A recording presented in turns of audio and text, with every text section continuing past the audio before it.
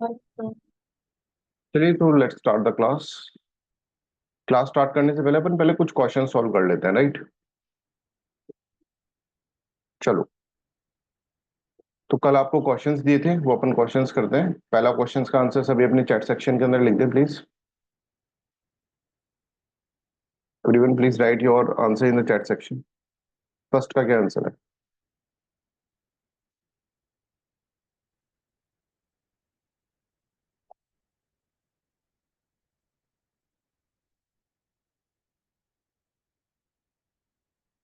ठीक है, तो सबको पता है फर्स्ट का करेक्ट आंसर ए है, right? GDP deflator is the measure of price inflation. Deflation, inflation भी हो सकता है, डिफ्लेशन भी हो सकता है, right? With respect to specific base year. It is the ratio between the nominal GDP and the real GDP, that is also correct. ऐसा लिखा होता है real GDP and nominal GDP तो दिक्कत हो जाती है ना, ऐसा नहीं करना है। ऐसा उल्टा लिखा होता है तो इसका मतलब गलत होता है वो, right? Like CPI GDP deflator is based on the fixed basket of goods and services, no. ठीक है, तो this is correct, one and two will be the correct. Second option, second answer please.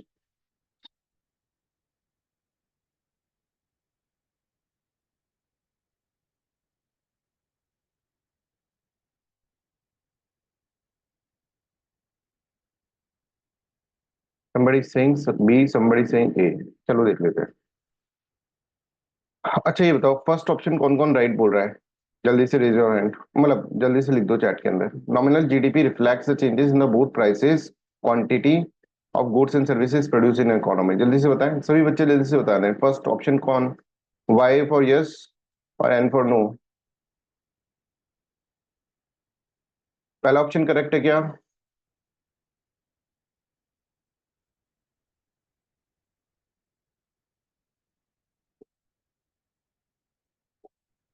देखो पहला option क्या बोल रहा है, nominal gross domestic product, जो हमने देखा था एग्जांपल के अंदर। जैसे 2024 का एग्जाम, 2023 का एग्जांपल अपन ने लिया था, उसके अंदर क्वांटिटी कितनी थी? क्वांटिटी 3 थी, है ना? 2017 के अंदर देखिए तो क्वांटिटी कितना था? क्वांटिटी 10 into 10 था, राइट? 10 क्वांटिटी और 10 ही प्राइस था। पर हमने देखा था यहाँ पे 3 क्वांटिटी है और प्राइस क्या है? प्राइस 50 हो गया है। तो प्राइस भी चेंज हो रहा है, क्वांटिटी भी चेंज हो रही है। तो what is wrong in this one? कुछ रॉन्ग नहीं है इसके अंदर। Nominal GDP reflect the change in both prices and quantity of the goods and services produce in an economy. Quantity भी चेंज हो रही है और आप देख रहे हैं प्राइस भी चेंज हो रहा है। I hope you are getting my point. तो this is how you have to understand कि इसके अंदर क्वांटिटी भी चेंज हो रहा है भाई, और प्राइस भी चेंज हो रहा है। जबकि अपन रियल जीडीपी निकालते हैं तो अपना क्वांटिटी तो चेंज होगा, वहां पर यहाँ पर 10 क्वांटिटी है और यहाँ पे 3 क्वांटिटी है, बट प्राइस सेम हो जाएगा ना। प्राइस 5 रह जाएगा, यहाँ पर भी 5 रह जाएगा, बिकॉज प्राइस हम बेस ईयर का ले रहे हैं। तो real GDP reflects only the changes in the quantity of the goods and services produce in an economy, that is also correct. First is also correct, second is also correct. ठीक है, any doubt in this one? Anybody has any doubt, please tell me. तो फिर से explain कर दीजिए ये वाला। कौन सा first option? First and second. अच्छा, देखो हम क्या कर रहे थे, नॉमिनल नॉमिनल जीडीपी के अंदर क्या कर रहे थे?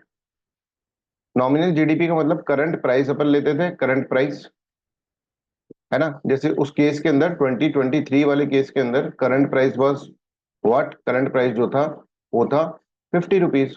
ठीक है, अगर हम किसी से भी कंपेयर कर लें, ठीक है, हम बेस ईयर से कंपेयर कर ले, हम 2017 वाले एग्जांपल से कंपेयर कर लें, ठीक है, तो यहाँ पर अगर हम देखें तो करंट प्राइस यहाँ पर कुछ और था। करंट प्राइस यहाँ पर अगर आप देखेंगे तो 10 रुपीज था। तो हम ये समझ रहे हैं प्राइस तो चेंज हो रहा है इसके अंदर, है ना? यहाँ पर चेंज हो रहा है, 2024 के अंदर कुछ और प्राइस हो जाएगा, इंक्रीज और डिक्रीज। 2025 के अंदर कुछ और प्राइस हो जाएगा। तो प्राइस का तो सबने समझ में आ रहा है, current price has been in changing. और यहाँ पर प्रोडक्ट भी तो चेंज हो रहा है। 2017 के अंदर 10 ही क्वांटिटी थी, इसके अंदर क्या है? इसके अंदर 20 क्वांटिटी हो गई। मान लो इसके अंदर 3 क्वांटिटी हो गई, 3 क्वांटिटी हो गई, आगे जाके हो सकता है ज्यादा बढ़ जाए। तो करंट पे जब भी हम रखेंगे नॉमिनल जीडीपी, क्योंकि करंट पे लगती है, तो यहाँ पर क्वांटिटी भी चेंज होगी और प्राइस भी चेंज होगा। Is this clear with everyone? Yes और नो? Okay sir. क्लियर है? But in case of what, in case of real GDP, हम प्राइस करंट प्राइस पे नहीं ले रहे हैं, हम बेस ईयर की प्राइस पे ले रहे हैं। बेस ईयर क्या है? बेस ईयर अगर हम देखें तो बेस ईयर वाज 2011, है ना? और 2011 के अंदर अगर हम देखेंगे तो प्राइस वाज ओनली 5 रुपीज। तो यहाँ पर भी जब प्राइस होगा, जीडीपी जब यहाँ पर निकालेंगे, तो क्वांटिटी तो 10 है और प्राइस यहाँ पे 3 है। और यहाँ पर जब जीडीपी निकाल रहे हैं तो क्वांटिटी तो क्या है, क्वांटिटी 3 है ना, चेंज हो गया पर प्राइस तो सेम है। वो बेस प्राइस का ले रहे हैं, ये देखो ये भी ठीक है, प्राइस मान लीजिए हाँ 5 है, सॉरी 5 प्राइस है, ये भी 5 प्राइस है। I hope this is clear to everyone. यहाँ पर प्राइस जो होगा वो सेम रहेगा, यहाँ पर भी प्राइस सेम रहेगा। अगर मान लो बेस ईयर पे निकालोगे 2024 के अंदर, वहां पर भी प्राइस तो अपन को 5 ही लेना पड़ेगा ना, 5 ही लेना पड़ेगा। क्वांटिटी कैन बी चेंज पर price remain same. Is this okay with everyone? कोई नहीं, डाउट? ये तो समझ में आ गया, लेकिन सर जैसे जीडीपी कैलकुलेट करेंगे तो जीडीपी में ये कैसे समझ में आएगा? वहां पे सिर्फ मॉनेटरी वैल्यू लेंगे ना। मॉनेटरी वैल्यू क्या होता है, मनी वैल्यू क्या होता है? मनी वैल्यू में प्राइस होगा प्राइस कमोडिटी का। Multiply by commodity, yes. है ना। Okay sir. अभी प्राइस और कमोडिटी तो कर रहे हैं अपन multiply, price multiply by quantity. 10 into 10 क्या कर रहे हैं ये देखो करंट प्राइस के अंदर क्या कर रहे हैं हम, 3 into 5 क्या कर रहे हैं, 3 मतलब क्वांटिटी, 5 मतलब प्राइस। 10 मतलब क्या है क्वांटिटी, और 5 मतलब प्राइस। ठीक है ईशा? सर एक्चुअल में रियल जीडीपी में नहीं पता चल रहा है कि प्राइस चेंज हो रहा है या नहीं हो रहा है। उसीलिए तो हम बेस प्राइस के साथ कैलकुलेट हो रहे हैं ताकि वो इन्फ्लेशन भी इंक्लूड हो जाए। क्या बोल रहे हैं, एक बार वापस बोलें please.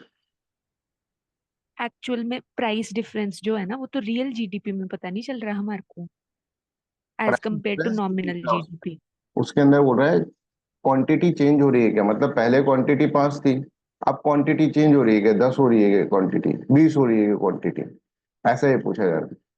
Change in quantity, change in quantity का मतलब क्या है, क्वांटिटी बढ़ रही है घट रही है, ऐसा है क्या? चेंज इन प्राइस का मतलब पहले प्राइस 10 रुपए था, अब प्राइस 50 रुपए हो गया है क्या, वो समझ में आ रहा है? तो दोनों में चेंज हो रहा है ना, प्राइस में भी चेंज हो रहा है। यहाँ पर देखो प्राइस के अंदर जैसे यहाँ पर 10 रुपए, 10 रुपए था पहले प्राइस, अब यहाँ पे प्राइस बढ़कर 50 रुपीज हो गया, तो चेंज हो गया ना प्राइस के अंदर।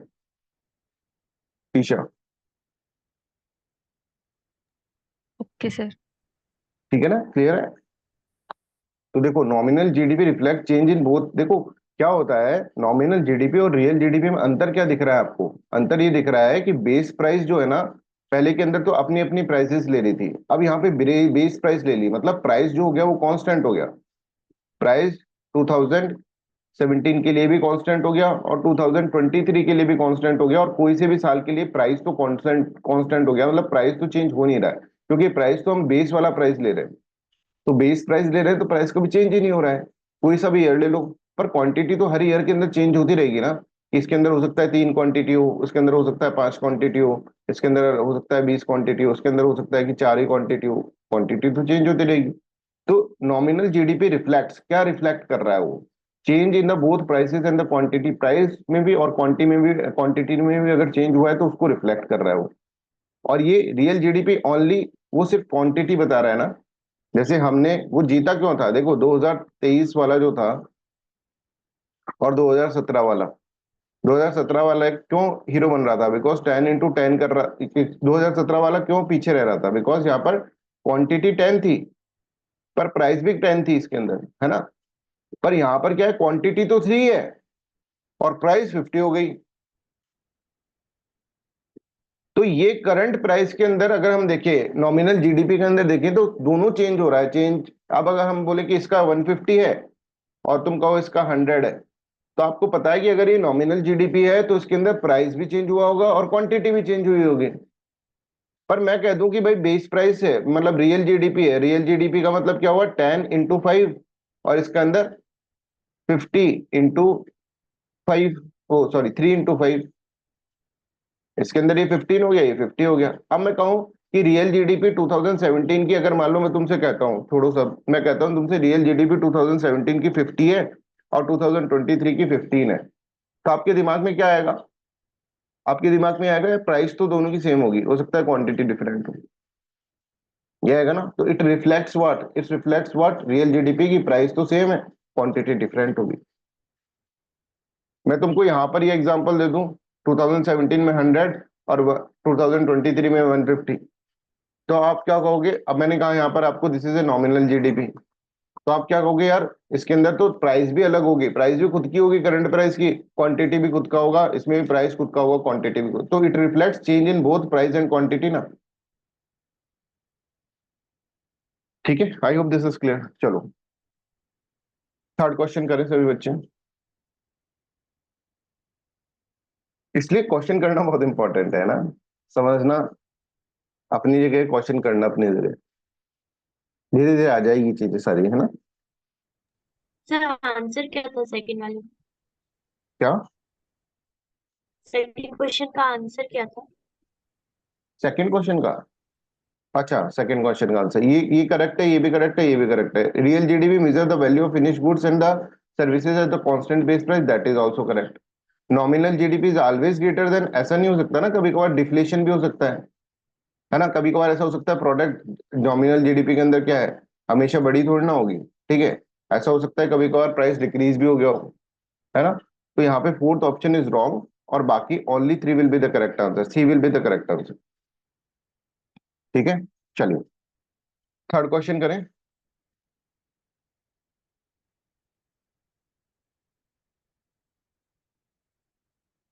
थर्ड क्वेश्चन, अच्छा आपने लिख दिया होगा आंसर को।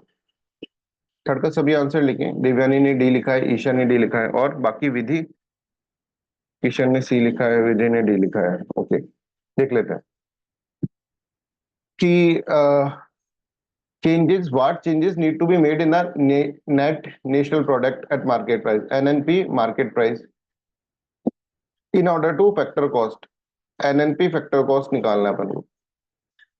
तो मार्केट प्राइस के अंदर क्या ऐड करें, है ना, तो यहाँ पर एक तो, यहाँ पर देखो फैक्टर कॉस्ट के अंदर अपन इनडायरेक्ट टैक्सेस ऐड करते हैं, ठीक है, माइनस सब्सिडी करते हैं, तो यहाँ पे इनडायरेक्ट टैक्सेस क्या होगा, माइनस होगा, minus indirect taxes plus subsidy होगा, तब जाके हम मार्केट प्राइस से फैक्टर कॉस्ट पे जाएंगे, दिस इज करेक्ट। अच्छा, ये मैं बताना भूल गया था, जब इनडायरेक्ट टैक्सेस माइनस सब्सिडी होता है ना, इनडायरेक्ट टैक्सेस माइनस सब्सिडी, इसको नेट इनडायरेक्ट टैक्सेस बोलते हैं, क्योंकि नेट हो गया ना, इनडायरेक्ट टैक्सेस में से सब्सिडी आपने माइनस कर दिया, तो नेट इनडायरेक्ट टैक्सेस बोलते हैं। तो यहाँ पर तो खैर वो है ही नहीं इसके अंदर, चलो नेट इनडायरेक्ट टैक्सेस बोलते हैं, ये देख लेना। तो देखो इसमें क्या करना है हमको, deduct indirect taxes, yes, deduct कर दिया indirect taxes, and add subsidy, और ऐड कर दी subsidy. I hope this is clear. तो D will be the correct answer, Kishan एक बार देख लेना आप, D will be the correct answer. Add indirect taxes deduct subsidy तो फैक्टर कॉस्ट में करते हैं ना, यहाँ पे हमारे पास मार्केट प्राइस है, मार्केट प्राइस से हमको फैक्टर कॉस्ट पे जाना है, तो मार्केट प्राइस से फैक्टर कॉस्ट पे जाएंगे, तो minus indirect taxes plus subsidy करेंगे। फैक्टर कॉस्ट से मार्केट प्राइस पे डालना होता तो plus indirect taxes minus subsidy करते हैं, राइट। चलो अभी फोर्थ क्वेश्चन करो सभी बच्चे। देखो इस तरह के क्वेश्चंस आते हैं फिर फॉर्मूलेस पे, that's why formula is very important. Fourth question बताओ क्या आंसर है इसका।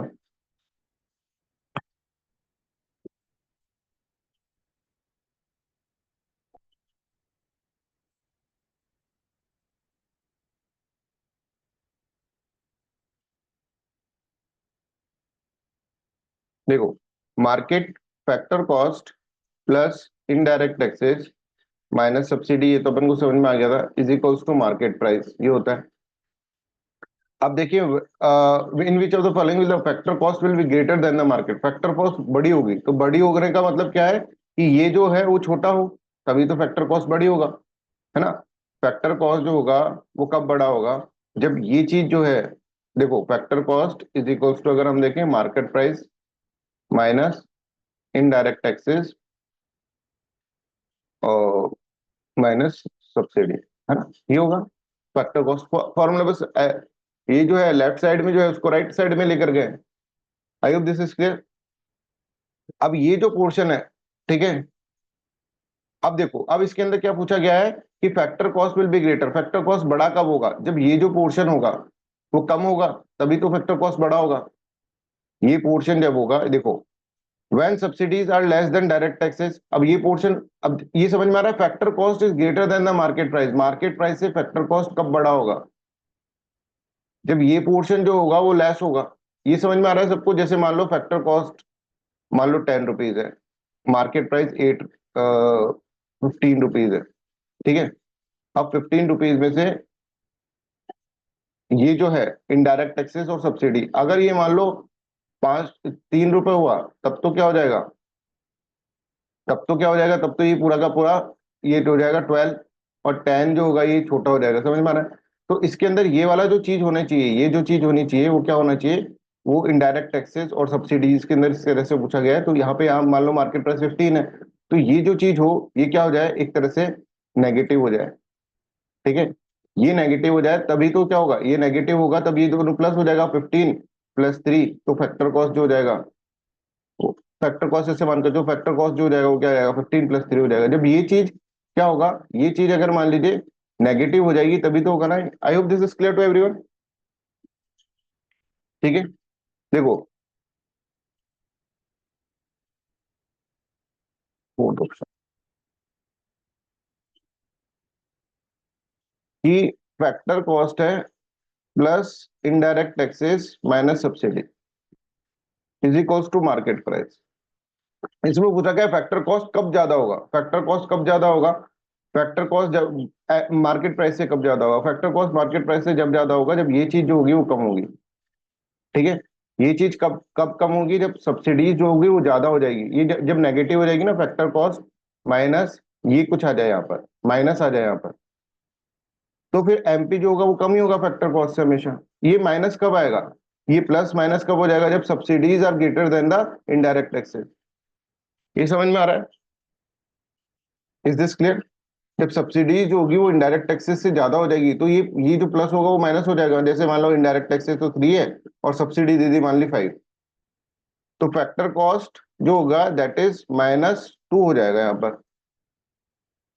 तो जो भी मार्केट प्राइस होगा ना उसके अंदर ऐड ही होगा, फिर ये जाकर ये वाला जो जो भी मार्केट प्राइस होगा उसके अंदर ऐड। तो factor cost is greater than, in this case factor cost is greater than the subsidy, right? Factor cost is greater than the market price. I hope this is clear. तो इसके अंदर क्या है कि जब सब्सिडी बड़ी हो इनडायरेक्ट टैक्सेस से, that will be the answer. तो यहाँ पर देख लें, when subsidies are less this is wrong, when subsidies are more than the indirect taxes this is correct. ठीक है, चलो आगे चलते हैं, हम फिफ्थ क्वेश्चन करते हैं। ये करो fifth question. Net factor income abroad जो है अगर जीरो हो जाता है तो क्या होगा? तो ये तो इजी है, GDP plus net factor income abroad is equal to GNP, है ना? हमको ये फॉर्मूला रट लेने हैं अब, ठीक है? तो यहाँ पर देखो, अगर net factor income abroad zero हो जाएगा तो जीडीपी और जीएनपी जो हो जाएगा दोनों इक्वल हो जाएंगे, तो GDP is equal to GNP हो जाएगा। ठीक है, तो B will be the correct answer. Sandesh का ए क्यों लगा दिया भाई? ये आप है ना ढंग से देख नहीं रहे हो चीजों को, ये नेट है भाई, यही तो चीजें सीखनी है अपन को। ये ग्रॉस ग्रॉस से ग्रॉस में होगा ना फिर ये। चलो नेक्स्ट क्वेश्चन करो। जीडीपी अगर मान ले किसी कंट्री की लेस है, जीएनपी ज्यादा है, तो इसका मतलब क्या है? हर तरह के क्वेश्चंस मैं आपको करा दूंगा।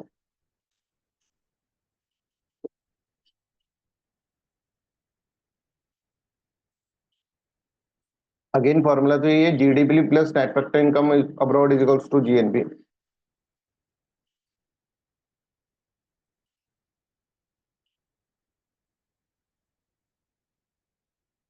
अब ये फैक्टर अगर बड़ा हो जाएगा,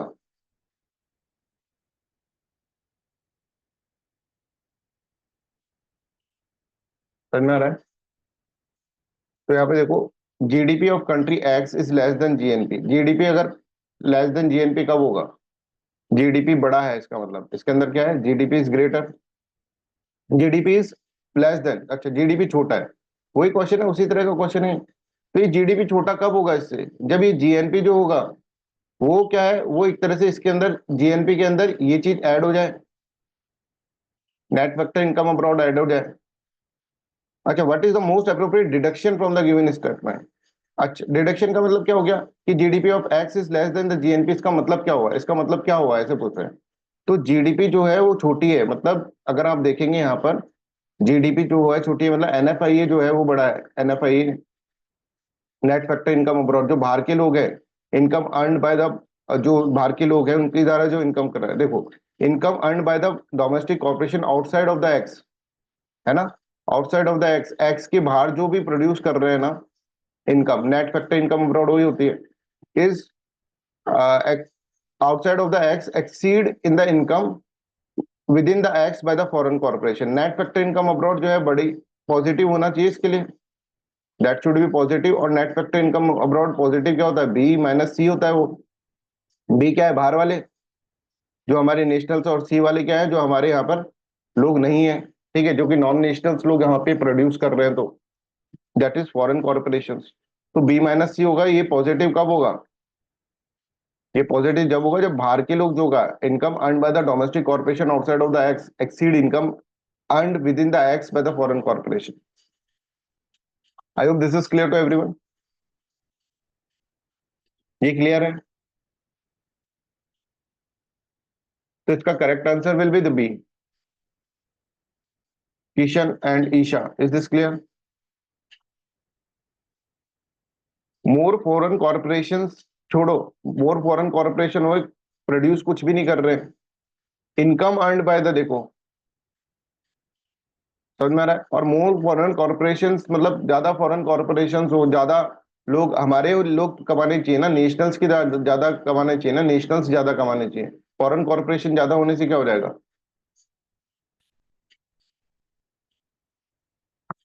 I hope this is clear. Isha को समझ में आ गया? ईशा ने सी लिखा है, किशन ने सी लिखा है।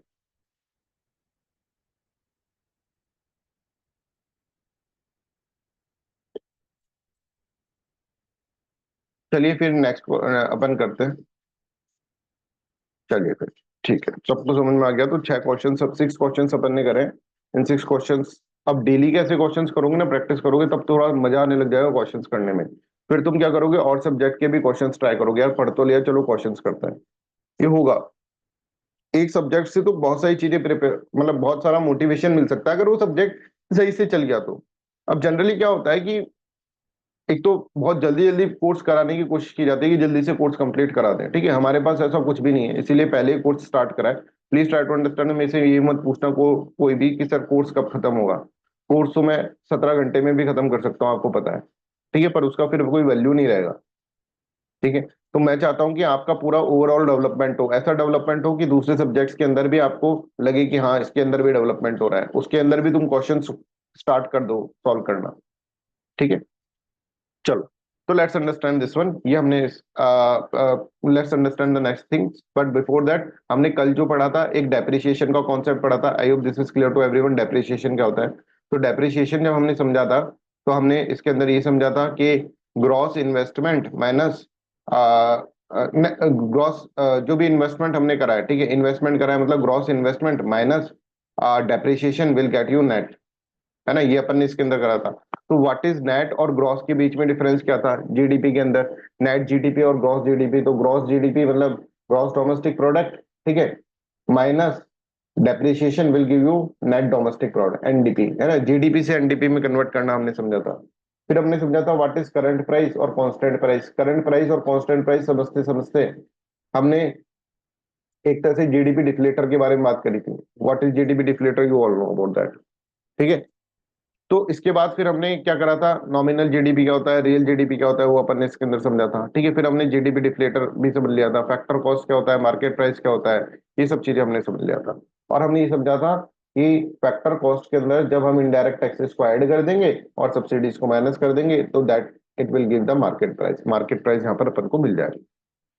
I hope this is clear. तो इन ऑल अपन ने एक तो ये फॉर्मूला याद करा है, GNP is equals to GDP plus net factor income abroad, ठीक है। दूसरा नेट इन्वेस्टमेंट मतलब ग्रॉस इन्वेस्टमेंट माइनस डेप्रिसिएशन, और नेट वर्सेस ग्रॉस के अंदर ये हमने देखा है कि net GDP is equals to gross gross minus depreciation, मतलब ग्रॉस मतलब जीडीपी वाला जी, ठीक है। हमने ये समझा था डेप्रिसिएशन क्या होता है, VAT and lapse of time, obsolete technology, हमने समझा था। करंट वर्सेस कांस्टेंट प्राइस हमने समझा था, करंट प्राइस क्या होता है, कांस्टेंट प्राइस क्या होता है, राइट। नॉमिनल जीडीपी क्या होता है, रियल जीडीपी क्या होता है। हमने बेस ईयर का क्राइटेरिया समझा था, बेस ईयर का क्राइटेरिया क्या होता है ये अपन ने समझा दिया था, ठीक है। जीडीपी डिफ्लेटर क्या होता है, नॉमिनल जीडीपी अपन रियल जीडीपी।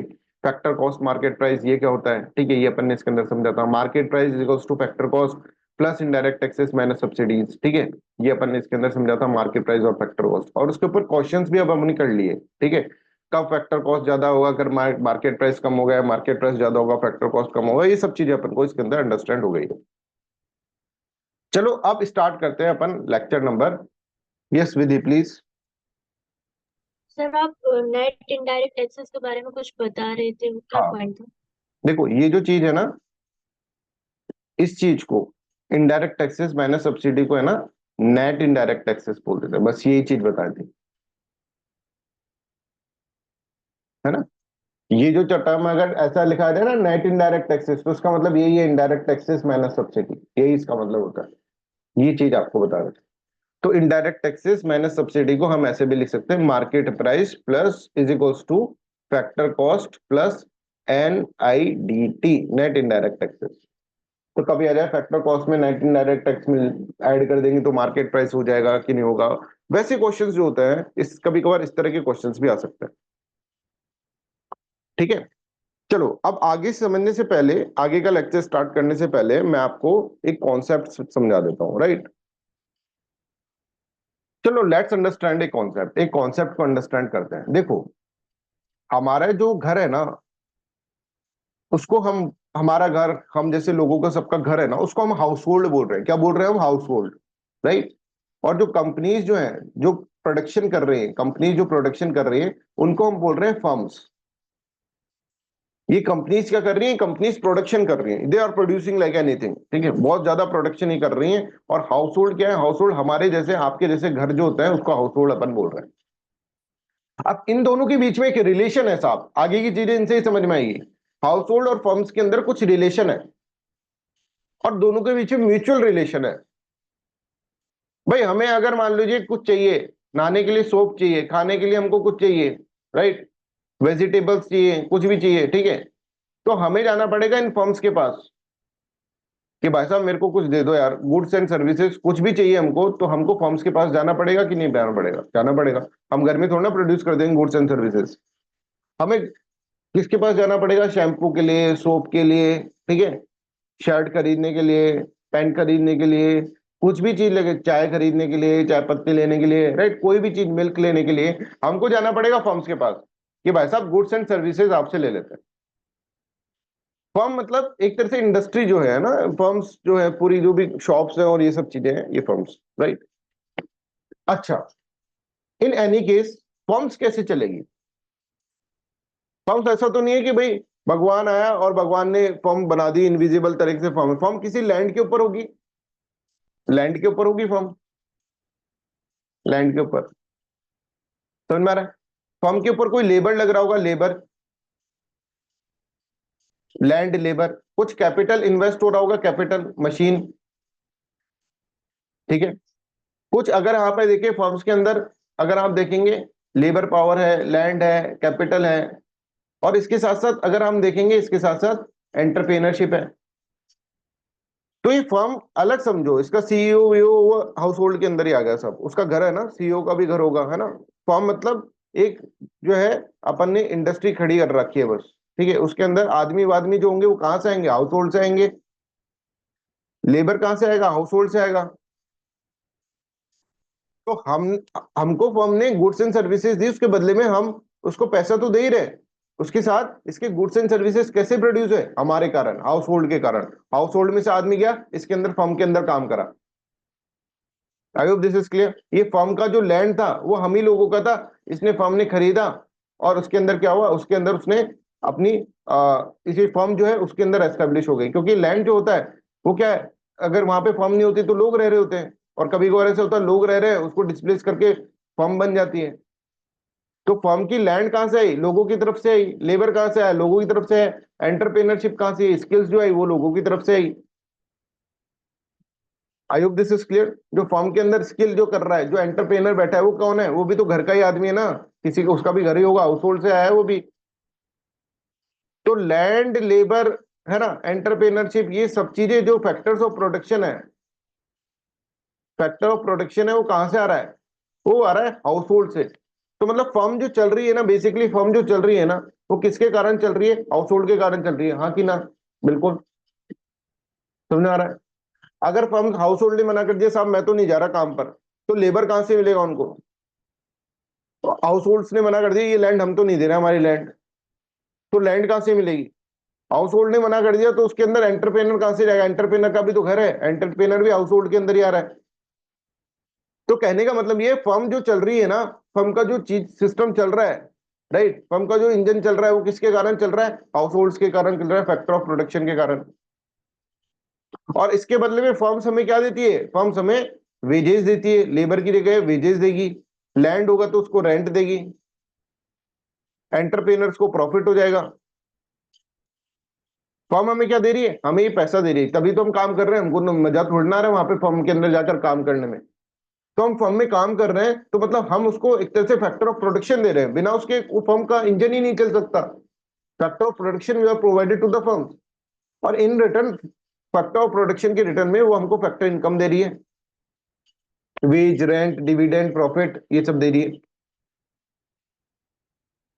तो I hope this is clear. अच्छा, अब हम ये चीज भी समझ गए कि ये समझो, ये मान लो हाउस होल्ड है और ये फर्म है।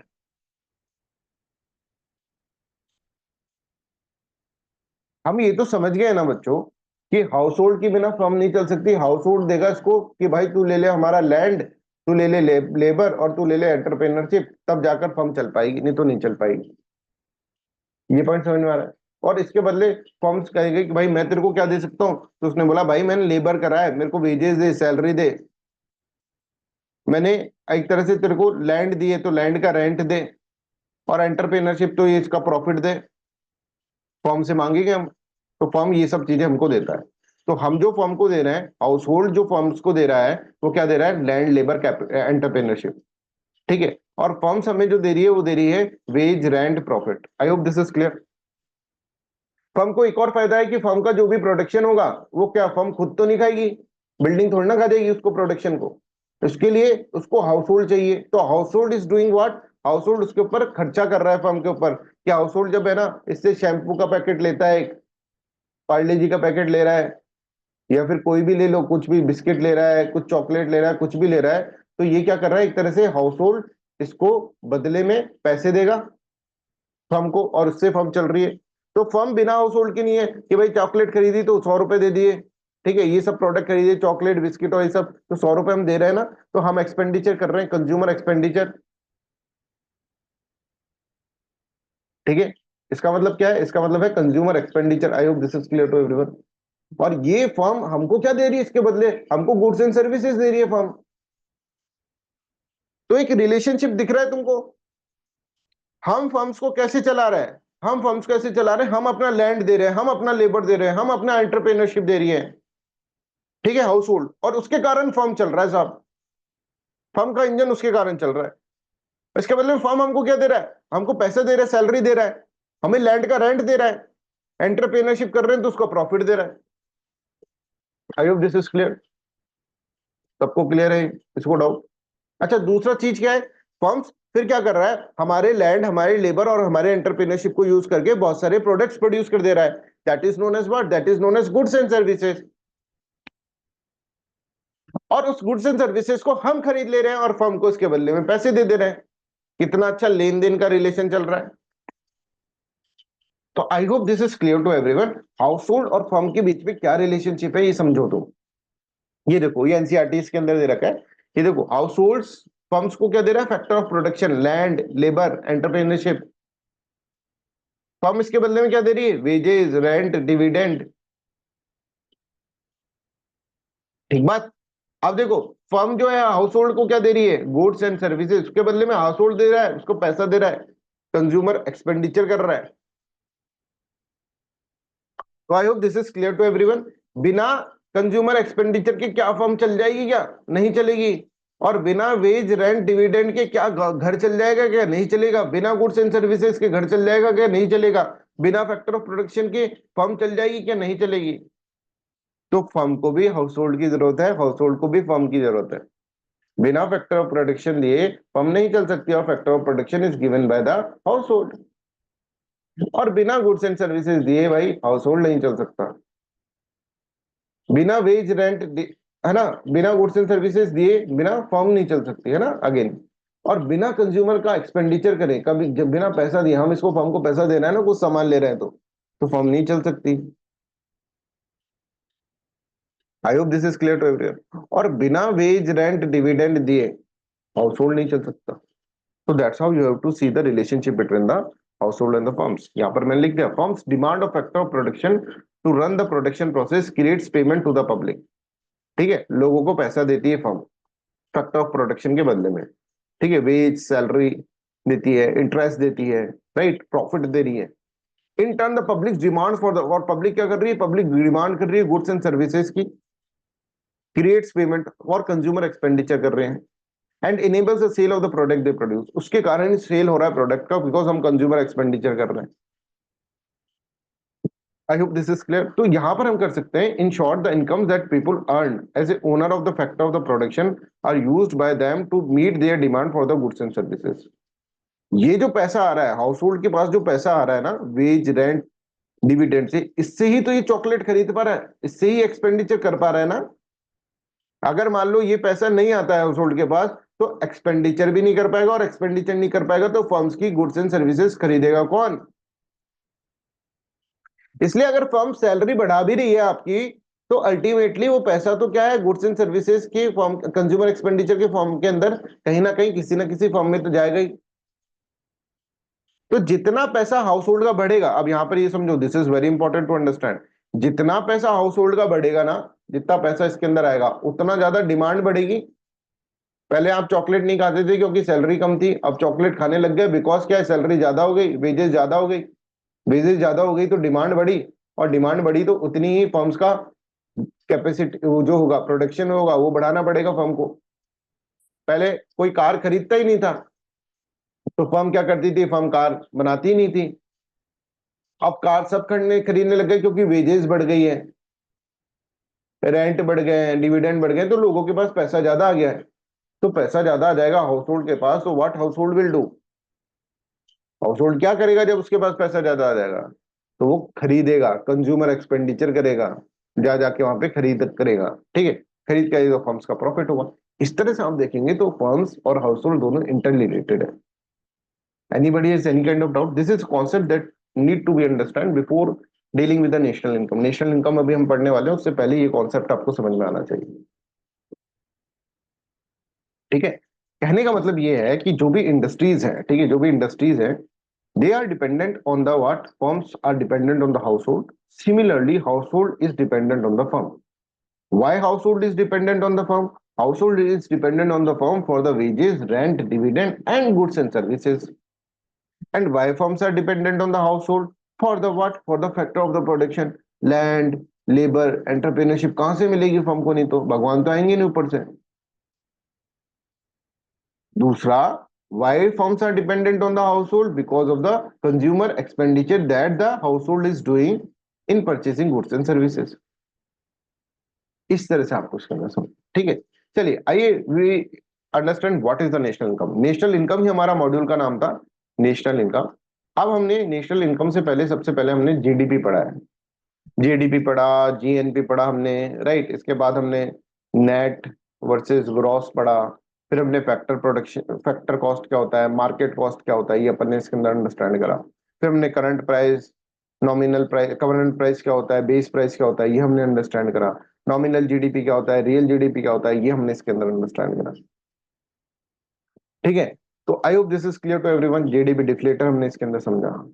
फिर हमने समझा फर्म्स और हाउस होल्ड के बीच में क्या रिलेशन होता है, ये हमने एक कॉन्सेप्ट बनाया। इसके ऊपर कई क्वेश्चंस पूछे जा सकते हैं, पूछेंगे, कल पूछेंगे ये आपसे। चलिए let's understand what is national income. National income अपन पढ़ते हैं। तो देखो नेशनल इनकम का मतलब क्या होता है, नेशनल इनकम का मतलब NNP factor cost, that is known as national income. NNP मतलब नेट डेप्रिसिएशन माइनस कर दिया यहाँ पर, है ना।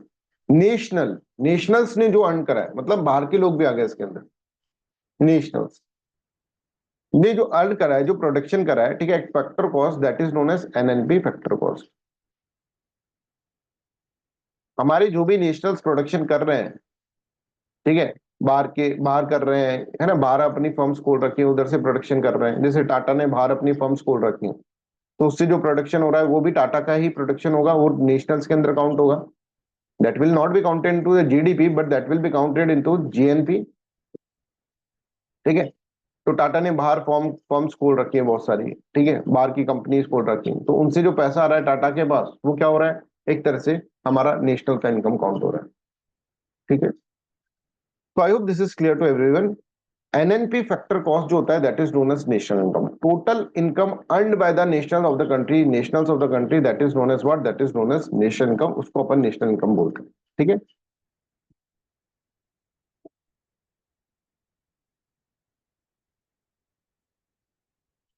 अभी कैलकुलेशन ऑफ जीडीपी करेंगे, डोंट वरी, है ना, calculation of GDP separate topic, उसके अंदर तीन मेथड है, तीनों में अलग अलग चलता है ना। मार्केट प्राइस के ऊपर प्रोडक्शन मेथड है, ठीक है, इनकम मेथड है और एक्सपेंडिचर मेथड है, ठीक है। तो इनकम मेथड के अंदर जब हम करते हैं तो फैक्टर कॉस्ट के ऊपर कैलकुलेट करते हैं, एक्सपेंडिचर मेथड के ऊपर जब करते हैं तब हम मार्केट प्राइस पे करते हैं, इसी तरह से प्रोडक्शन पे भी मार्केट प्राइस पे करते हैं, राइट, डोंट वरी, अभी सब कुछ पढ़ाएंगे, right. I hope this is income method, sorry income method, हाँ, प्रोडक्शन को वैल्यू एडेड मेथड बोलते हैं। I hope this is clear to everyone, यहाँ तक सबको क्लियर है। तो एनएनपी फैक्टर कॉस्ट जो है that is known as national income, तो बोले what is your national income, तो NNP factor cost is the national income, ये थोड़ा सा आप याद कर लो।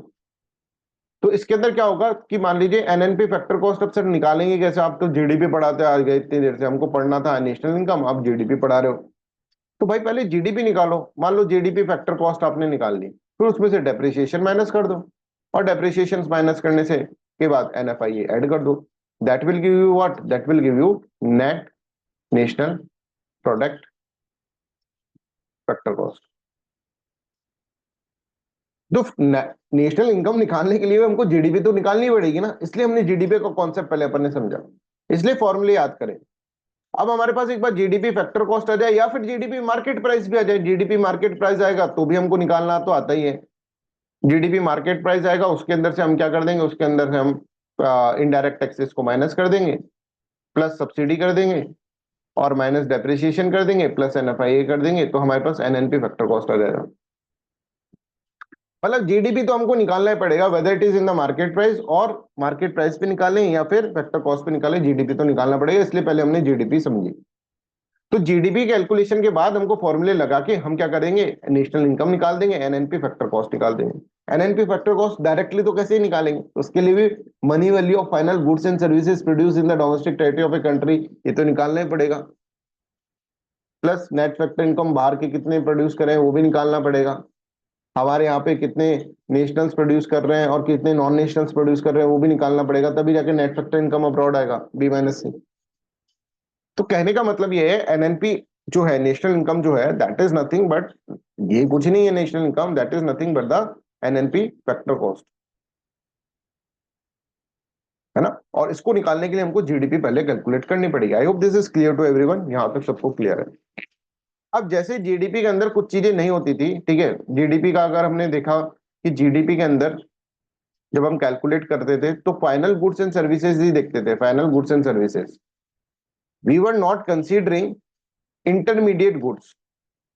तो while calculating national income also we will not consider intermediate good ना, हम intermediate good तो नहीं देखेंगे इसके अंदर, तो intermediate goods and services will not be counted in the what, in the national income.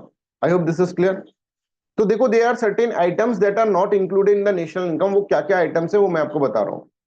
सबसे पहला नेशनल इनकम के अंदर है कि जो आइटम नहीं होते नेशनल इनकम के अंदर वो है intermediate good, that is very clear to you. वही एग्जांपल है जैसे मार्कर का आपने पूरा ले लिया, फाइनल गुड ले लिया 10 रुपीज का, तो उसका इंक अलग से ले, प्लास्टिक बॉडी अलग से ले, तो फिर क्या हो जाएगा, कैलकुलेशन डबल हो जाएगी वो तो intermediate goods are not considered in the national, in calculating the national income, ठीक है, क्योंकि वो जीडीपी में जो नहीं है वही यहां पर भी नहीं होगा। दूसरा क्या है, हम देख रहे हैं जीडीपी का मतलब क्या होता है, money value of goods and services produce, goods and services produced, कुछ प्रोड्यूस होगा तभी तो हम बोलेंगे कि हाँ भाई इसको इंक्लूड करना चाहिए, कोई प्रोडक्शन ही नहीं हुआ तब फिर कैसे करेंगे, समझ में आ रहा है, जब कुछ प्रोडक्शन ही नहीं होता है तो फिर कुछ नहीं कर सकते। तो हमारे लोगों के, हम लोगों के पास है ना कुछ पैसा ऐसा भी आ जाता है जो बिना किसी प्रोडक्शन का पैसा है, कोई प्रोडक्शन नहीं हुआ, बस किसी ने कोई आकर हमको दे गया, ठीक है, कैसा हो कि कुछ भी, और कोई एक्सपेक्टेशन भी नहीं कर रहा, वो कोई आ रहा है आपके पास और आपको 100 रुपए देके चल जा रहा है, और बोल रहा है कि मैंने बोला कि भाई 100 रुपए क्यों दिए, तुमने कुछ प्रोडक्शन करना है क्या? नहीं नहीं, कोई प्रोडक्शन नहीं करना, हमको कोई एक्सपेक्टेशन नहीं है तुमसे, तुमसे कुछ नहीं हो पाएगा, रख लो 100 रुपए अपनी पॉकेट में और सो जाओ। ऐसा बहुत सारा पैसा आता है हमारे पास, इंडिविजुअल्स के पास बहुत सारा पैसा आता है, गवर्नमेंट के पास भी आता है। ये पैसा कहाँ से आता है ये समझो। ये जो पैसा होता है वो हमें क्या करती है, गवर्नमेंट देती है। जैसे मान लो, एक बहुत अच्छा एग्जांपल देता हूँ। एक मान लो एक पर्सन है, इसके घर वाले सोच चुके हैं कि भाई ये कुछ नहीं कर सकता, है ना, ये खुद भी सोच चुका है कि ये कुछ नहीं कर सकता, गवर्नमेंट तो बिल्कुल सोच चुकी है इससे तो कुछ हो नहीं सकता, ठीक है, और ये खुद भी नहीं करना चाहता है, ये अनएम्प्लॉयड है। अब भारत के अंदर अनएम्प्लॉयमेंट बहुत ज्यादा हो गया मान लो। अब ये कैसे रहेगा, ये तो बहुत दुखी रह रहा है, ये अपना इलाज भी नहीं करा पा रहा, खुद तो नहीं पढ़ा, बच्चों को भी नहीं पढ़ा पा रहा, समझ में आ रहा है, और कुछ कुछ काम तो करता नहीं है, ठीक है, बट ये है कि हाँ ये कह रहा है कि ठीक है यार मैं आगे चल के काम करूंगा, कभी मान लो पढ़ाई कर रहा है ये, ठीक है। I hope this is clear to everyone. तो गवर्नमेंट ऐसे लोगों को जो कि अनएम्प्लॉयड है कंट्री के अंदर, कहीं वो मर नहीं जाए, ठीक है, कहीं उनका मेडिकल ट्रीटमेंट होता रहे भाई, कहीं वो कुछ पढ़ाई वढ़ाई कर रहे हैं तो उनको सपोर्ट मिलता रहे, अभी अनएम्प्लॉयड है बाद में हो सकता है एम्प्लॉयड हो जाए। इन सब चीजों के लिए गवर्नमेंट क्या कर रहे हैं, गवर्नमेंट इनको कुछ अलाउंस देती है, अलाउंस देती है, that is known as unemployment allowance. Government is not expecting anything from them कि भाई तुम कुछ कर दोगे, प्रोडक्शन कर दोगे, नहीं, इससे कोई प्रोडक्शन हो भी नहीं रहा अलाउंस से, ठीक है। Government without any expectation households को ही देती है, that is known as what, that is known as transfer payments, transfer payments.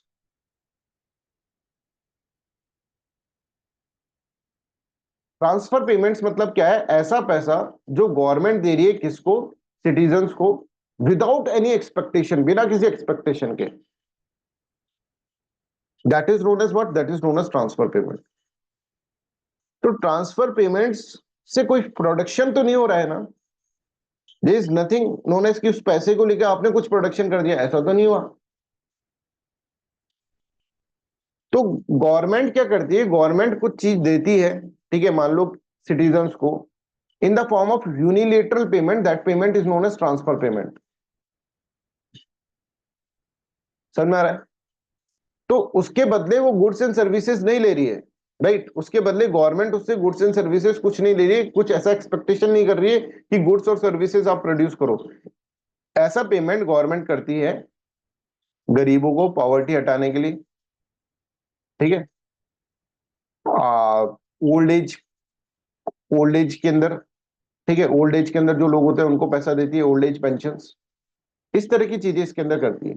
मान लो कोई डिसेबल है, कोई पर्सन डिसेबल है, तो डिसेबिलिटी का अलाउंस देती है ना, कोई लेडी प्रेग्नेंट है तो मैटरनिटी बेनिफिट्स के रूप के अंदर देती है। तो ये सब चीजें जो होती है ट्रांसफर पेमेंट से, इनसे कोई गुड्स एंड सर्विसेज प्रोड्यूस नहीं हो रहा है, क्योंकि इकोनॉमी के अंदर is nothing, no goods and services produce in the economy, because transfer payment is a unilateral payment without any expectation कि आप रख लो और उसके बाद आप कुछ मत करना चाहें, ठीक है, that is known as what, that is known as transfer payment. कोई कोई जगह 12th पास अनएम्प्लॉयड लोगों को भी देते हैं, हाँ देते होंगे, है, that is known as unemployment allowance.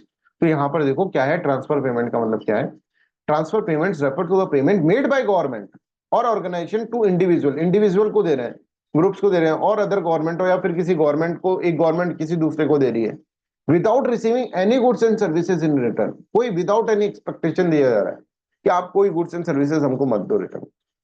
These payments are typically aimed at redistributing income, elevating poverty, or supporting specific sector of the economy. ठीक है, तो I hope this is known as what, this is known as transfer payments. ऐसा माना जाता है economics के अंदर कि ट्रांसफर पेमेंट से जो दिया है, ट्रांसफर पेमेंट से उससे कुछ भी हमने एक्सपेक्टेशन नहीं करी, कुछ गुड्स एंड सर्विसेज प्रोड्यूस नहीं, बस तुम जिंदा रह जाओ, इसके लिए दिया जा रहा है, right. I hope this is clear. हाँ, स्कॉलरशिप भी जो होता है, ठीक है, that is also transfer payment, right. तो यहाँ पर आप देखो जो होगा, स्कॉलरशिप हो गया, अगर आप देखो अनएम्प्लॉयमेंट अलाउंस हो गया, ओल्ड एज पेंशन हो गया, डिसेबिलिटी अलाउंस हो गया, मैटरनिटी बेनिफिट हो गया, ये सब चीजें जो होती है that is known as what, that is known as transfer payments, ये ट्रांसफर पेमेंट्स कहलाते हैं, ठीक है। तो एक तो प्रोडक्शन कहाँ नहीं होगा, इंटरमीडिएट गुड का प्रोडक्शन हम नहीं मानते प्रोडक्शन है, क्योंकि वो तो फाइनल गुड के अंदर आ जाता है ना सब, दूसरा अगर हम देखें इंटरमीडिएट गुड के बाद हम देखें दूसरा कि जो ट्रांसफर पेमेंट्स है, ट्रांसफर पेमेंट से जो पैसा आया, ठीक है, उससे कोई गुड्स एंड सर्विसेज प्रोड्यूस नहीं हुई, ऐसा मानकर चल रही है गवर्नमेंट। हो सकता है आप कर भी दो, पर ये है कि ये मानकर ये दे ही इसलिए जा रहा है ट्रांसफर पेमेंट कि आप बस जिंदा रह लो, जीवन आपका चला जाए, निकल जाए बस, ठीक है। जैसे ओल्ड एज पेंशन स्कीम हो गया, मैटरनिटी बेनिफिट्स हो गए, अनएम्प्लॉयमेंट अलाउंसेस हो गए, स्कॉलरशिप्स हो गए, this all will consider as transfer payment. तीसरी चीज इंपॉर्टेंट ये है कि मान लीजिए मैंने एक कार खरीदी, कार खरीदी तो कार गुड है, गुड एंड सर्विसेज के अंदर गुड्स में आता है कार, ठीक है। और इसका मैंने क्या करा, प्रोडक्शन हो गया, प्रोडक्शन हो गया, और ये काउंट हो गया किसके अंदर, ये काउंट हो गया जीडीपी के अंदर। ये क्या होगा, जीडीपी के अंदर काउंट हो जाएगा। I hope this is clear to everyone. तो ऐसा गुड जो कि क्या है, ये क्या है, ये गुड प्रोड्यूस हुआ है, तो इसकी मनी वैल्यू, मान लो ये कार जो है वो है 1 लाख रुपीज की, टाटा नैनो, 1 लाख रुपीज की कार मैंने खरीदी, तो 1 लाख रुपीज जो होगा वो जीडीपी में काउंट होगा कि नहीं हो जाएगा, हो जाएगा भाई। अब मैं कार चलाया, मैंने देखा सब लोग हंस रहे हैं, टाटा नैनो खरीद ली, सब देख देख के हंस रहे हैं मेरे को, वो भाई इससे बढ़िया खरीदता ही नहीं, वो भाई बाइक ही खरीद लेता, बाइक ही इससे महंगी आ जाती, स्कूटी चला लेते, ज्यादा कार चलाने का शौक आ रहेगा, सब मेरे को चिढ़ा रहे हैं। और मुझे लगा यार ये तो गड़बड़ हो गई, तो मैंने क्या करा, मैंने इस गाड़ी को बेच दिया किसी और को, एक्स को बेच दिया मैंने। अब एक्स ने गाड़ी खरीद ली, समझ में आ रहा है, 70,000 रुपए में। तो यहां पर बताओ कोई नया गुड सर्विस प्रोड्यूस हुआ क्या, कोई नया गुड प्रोड्यूस हुआ यहां पर, कोई नया गुड प्रोड्यूस हुआ नहीं हुआ। तो मैं इसको थोड़ा ना, सेकेंड हैंड गुड को मैं थोड़ा ना काउंट करूंगा in the calculation of GDP और नेशनल इनकम। भाई यहाँ पे तो money value of final goods and services, तो गुड्स एंड सर्विसेज तो प्रोड्यूस ही नहीं हुए इसमें। एक बार हुआ था तब मैंने काउंट कर लिया था जीडीपी के अंदर, देखो 1 लाख रुपए डाल लिया था। पर जब मैंने इसको बेचा 70,000 रुपीज में, तो वापस थोड़ा ना लिखूंगा कि जीडीपी हमारी 70,000 रुपीज, कोई गुड्स एंड सर्विसेज तो प्रोड्यूस हो, यहाँ तो कुछ नहीं हुआ। मैंने एक कोट सिलवाया शादी के टाइम पर, शेरवानी, शेरवानी सिलवाई मैंने, राइट, शेरवानी के अंदर कपड़ा लगा, ये सब लगा, तो मान लो 5,000 रुपए की शेरवानी थी। अब शेरवानी एक बार शादी में ही पहनते हैं बस, और उसमें भी इंसान जितना, मतलब चलो शादी में पहनते हैं एक बार, उसके बाद थोड़ा ना कि भाई क्लास लेने जा रहे हैं आप शेरवानी पहन के जा रहे हो, ऐसे तो नहीं होगा। फिर आपने क्या करा, उस शेरवानी को किसी दूसरे को दे दी कि भाई तेरी शादी है तू रख ले। तो जब आपने स्टार्टिंग में 5,000 रुपए की खरीदी तो that will be counted in the GDP, but दूसरी बार किसी ने आपसे 4,000 की खरीद ली तो that will not be counted in the GDP, कि जीडीपी 9,000 रुपए हो गई, क्योंकि प्रोड्यूस तो एक ही बार हुआ है। तो जब भी सेकेंड हैंड गुड्स को सेल करते हैं, हम सेल आउट करते हैं, सेकेंड हैंड गुड को सेल आउट करते हैं, then it will not be counted in the what, it will not be counted in the GDP, it will not be counted in the national income. I hope this is clear to everyone. तो देखो second hand sales, the sale of the used goods used as a car or second hand clothing is not included in the national income as they do not represent newly produced goods, क्योंकि वो नया good नहीं है ना, नया good produce नहीं हुआ कोई भी, वो तो पुराना ही गुड था। तो सेकंड हैंड सेल्स जो होती है वो कुछ भी वो काउंट नहीं होती किसके अंदर, वो काउंट नहीं होगी, आप देखेंगे किसके अंदर, जीडीपी या फिर नेशनल इनकम के अंदर, ठीक है।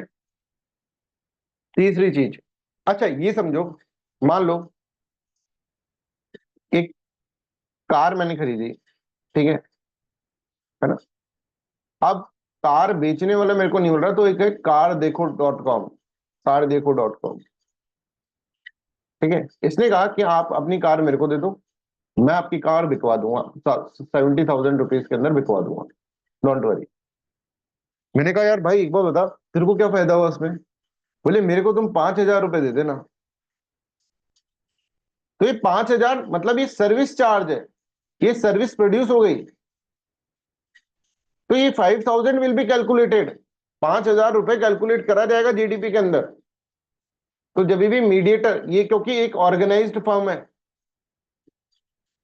ठीक है, इसका कैलकुलेशन कर रही है इकोनॉमी के अंदर, मिनिस्ट्री ऑफ स्टैटिस्टिक इसका कैलकुलेशन कर रही है, बिकॉज ऑर्गेनाइज्ड फर्म है कार देखो। तो ये जब 5,000 रुपए ले रहा है तो that will be consider as a service, इसने एक सर्विस करी है, समझ में आ रहा है, तो that will be counted in the service. ऐसा मत समझना कि ये जो है रेंट देने वाला जो है, अगर बीच में कोई मीडिएटर उसको पैसा मिल रहा है अगर वो अकाउंटेबल है, अकाउंटिंग हो रही है उसकी, तो दैट विल बी कंसिडर। आपने अपने दोस्त को बोला यार मेरी कार बिकवा दे, बोले दोस्त बोले यार 5,000 रुपए तो लूंगा। अब दोस्त का थोड़ी ना, गवर्नमेंट को थोड़ी ना पता चला ये इस तरह का ट्रांजेक्शन हुआ, तो that will not be considered. I hope this is clear to everyone, यहां तक आपको समझ में आ रहा है? ठीक है। इसके बाद और चीज देखते हैं, सेकेंड हैंड गुड्स समझ में आ गया आपको, सेकेंड हैंड सेल्स। फिर इलीगल एक्टिविटीज वाला देख लेते हैं। देखो, एक तो हमारी है ना इकोनॉमी ऐसी चल रही है जो हमको दिख रही है कि बैंक में पैसा जमा कराया, बैंक में से पैसा निकाला और ये प्रोडक्ट खरीद लिया, और ये प्रोडक्ट खरीद के हमने ये बेच दिया, राइट? ये अपनी इकोनॉमी दिख गई एक तो। एक भाई, एक बैंक के अंदर पैसा गया ही नहीं, एक मेरे पास ब्लैक मनी है, ब्लैक मनी करप्शन करके कमाया गया ब्लैक मनी है, ठीक है? तो ब्लैक मनी जब मेरे पास है, तो ब्लैक मनी का या फिर कोई इलिसिट ट्रेड हो रहा है, कोई बाहर से मैंने गुड्स बन रहा है कहीं से, और वो अंदर ही अंदर मार्केट के अंदर घूम रहा है, इकोनॉमी में दिख ही नहीं रहा वो, ब्लैक मार्केट जिसको अपन बोलते हैं। तो ब्लैक मनी, ब्लैक मार्केटिंग, इनके अंदर जो भी पैसा इधर उधर हो रहा है, या फिर इनके अंदर जो भी गुड्स प्रोड्यूस हो रहा है जो कि गवर्नमेंट के नजरों में नहीं आ रहा, तो वो जीडीपी में काउंट नहीं हो पाएगा। I hope this is clear to everyone. तो ऐसा नहीं है कि कोई आके प्रोड्यूस कर रहा है हमारे यहाँ पे, अभी हमारे देश के अंदर बहुत सारे ऐसा प्रोडक्शन होगा जो गवर्नमेंट को पता ही नहीं होगा, देसी दारू बन रही है आराम से, इलीगल मार्केट के अंदर बिक रही है, ठीक है? फिर जब लोग मर जाते हैं तब पता चलता है अरे भाई कौन कौन बना रहा है, फिर पता चलता है अरे यहाँ पर भी प्रोडक्शन हो रहा है, अरे भाई इसको भी जीडीपी में काउंट करना चाहिए था, ये भी प्रोडक्शन तो है ही। तो इलीगल एक्टिविटीज जो होती है that is not considered in the national income. Obviously illegal activities कैसे करोगे? Income generated from the illegal activities such as black market sales, illicit trade is not included in the national income as these activities are not accounted नहीं होते for in the official economic record। कहां से कर लोगे? कुछ ऐसे काम होते हैं जो कर तो जा रहा है, जो सर्विस हो तो रही है, सर्विस करा जा रहा है वो, but that is not paid service, कोई पेड सर्विस नहीं है।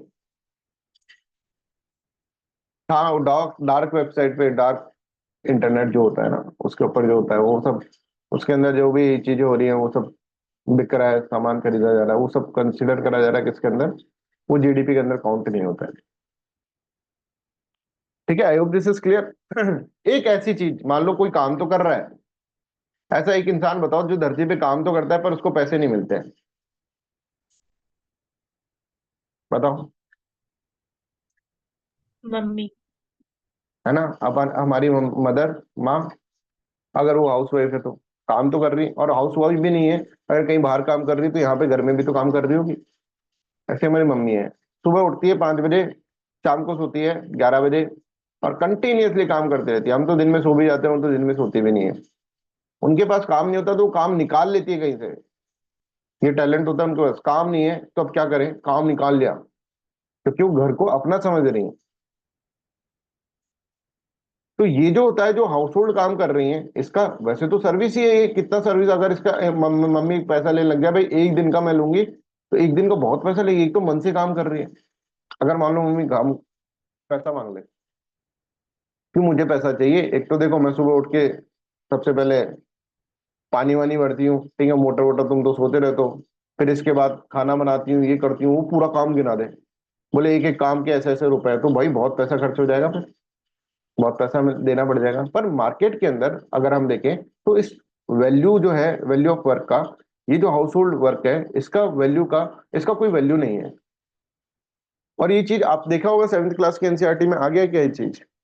नहीं, अभी नहीं आया 7th क्लास की, पढ़ा दिया क्या मैंने 7th क्लास की एनसीईआरटी? आप लोग देख रहे हैं तो इसमें आएगा ये भी, ये आगे चलकर जो मैं पढ़ा रहा हूँ ना, ये सब चीजें जो एनसीआर 7th क्लास की पॉलिटी के एनसीईआरटी के अंदर है ना, बहुत अच्छा एग्जाम्पल दे रखा है उसके अंदर, राइट? अभी शायद ये आज के लेक्चर में या फिर कल के लेक्चर के अंदर आ जाएगा, राइट?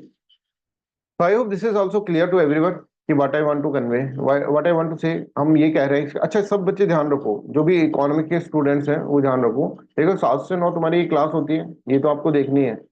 इसके बाद 11 बजे क्लास होती है पॉलिटी की, एनसीईआरटी की, यूट्यूब पे फ्री ऑफ कॉस्ट अवेलेबल है, वो भी आपको देखनी है। इसके बाद 5 बजे क्लास होती है, ठीक है, 1.5 ईयर करंट अफेयर्स की, सबको ही देखना है। समझ में आ रहा है? दिस इज इंपॉर्टेंट, मतलब आप मेरे साथ 2 घंटे ही हो गया, आधा घंटा ही हो गया, आधा 3 घंटे आप मेरे साथ हो दिन में। और जो फिर इसके बाद एथिक्स की क्लास ले रहे हैं 7 to 9 PM, वो तो फिर 3 और 2 5 घंटे और आपको मेरा शक्ल देखनी पड़ेगी, राइट। तो I hope this is clear to everyone, यहाँ तक सबको क्लियर है। ये सब करना भाई, पॉलिटी का भी देखना प्लीज, पॉलिटी के एनसीईआरटीज भी देखना, इसमें मेरा कोई फायदा नहीं है, पर मुझे पता है कि मैंने किस तरह से इसके अंदर कितना इंपॉर्टेंट है। 7th क्लास की पॉलिटी की एनसीईआरटी चल रही है अभी, और ये तो बहुत ही इंपॉर्टेंट है, ये तो आप भी जानते हो कितना इंपॉर्टेंट है। इसके अंदर स्टैटिक भी कवर होता रहता है और करंट अफेयर्स भी कवर होता रहता है, क्योंकि डिटेल में आपको पढ़ाया जा रहा है, ठीक है। तो I hope this is clear to everyone. Next is non market transactions, जैसे कि activities such as household chores, volunteer work are not included in the national income as they are not the part of the formal market economy and do not involve monetary transactions, ठीक है। I hope this is also clear to everyone, ठीक है। चलो, हम national income के बारे में थोड़ा समझ गए, व्हाट इज नेशनल इनकम, ठीक है। NNP factor cost is the national income, ये अपन इसके अंदर समझते हैं। अब हम ना कुछ और बात करेंगे, जैसे पर्सनल इनकम क्या होता है, प्राइवेट इनकम क्या होता है, ये हम समझेंगे, राइट। पर्सनल इनकम क्या होता है ये अपन समझेंगे, पर्सनल डिस्पोजेबल इनकम क्या होता है, प्राइवेट इनकम क्या होता है, इन 3 टर्म्स को हम समझ लेते हैं, दैट इज इंपॉर्टेंट। तो सबसे पहले मैं आपको जो बता रहा हूं, ठीक है, that is the personal income.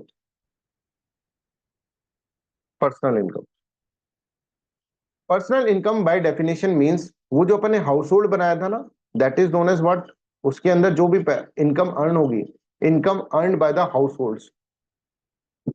House holds ने जो पैसा कमाया, कैसे भी कमाया, चाहे वो कोई आकर उनको दे गया, जो भी उन्होंने पैसा कमाया, ठीक है, जो भी उन्होंने पैसा कमाया, मतलब जो भी उनके पैसा है हाथ में, बिफोर पेइंग टैक्स,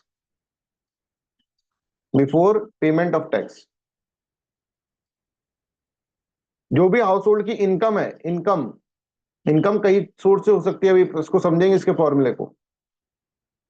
जो भी हाउस होल्ड की इनकम है ना, दैट is what, that is the personal income before payment of tax. तो पहले डेफिनेशन समझ लो, फिर इसका फॉर्मूला समझते हैं। It is total income which is actually received by the household before payment of personal tax. I hope this is clear to everyone. Before payment of income tax पे करने से पहले जो हाउसहोल्ड की इनकम है, that is known as what? That is known as your personal income. उसको अपन personal income बोलते हैं। अब देखो, हमने यहाँ पे देखा था, इधर देखो फैक्ट्री और इसके अंदर बीच में जब हमने रिलेशनशिप देखा था, तो ये जो है वेजेस कहां से आ रही है, फर्म से आ रही है ना, फर्म से आ रही है। ये फर्म प्राइवेट भी हो सकती है, पब्लिक भी हो सकती है। हमारे पास पैसा कहां से आता है हाउस होल्ड के पास, पापा मेरे ऑफिस में काम करते हैं सर, फर्म से कहां से आ रहा है, तो वो पब्लिक फर्म हो गया ना,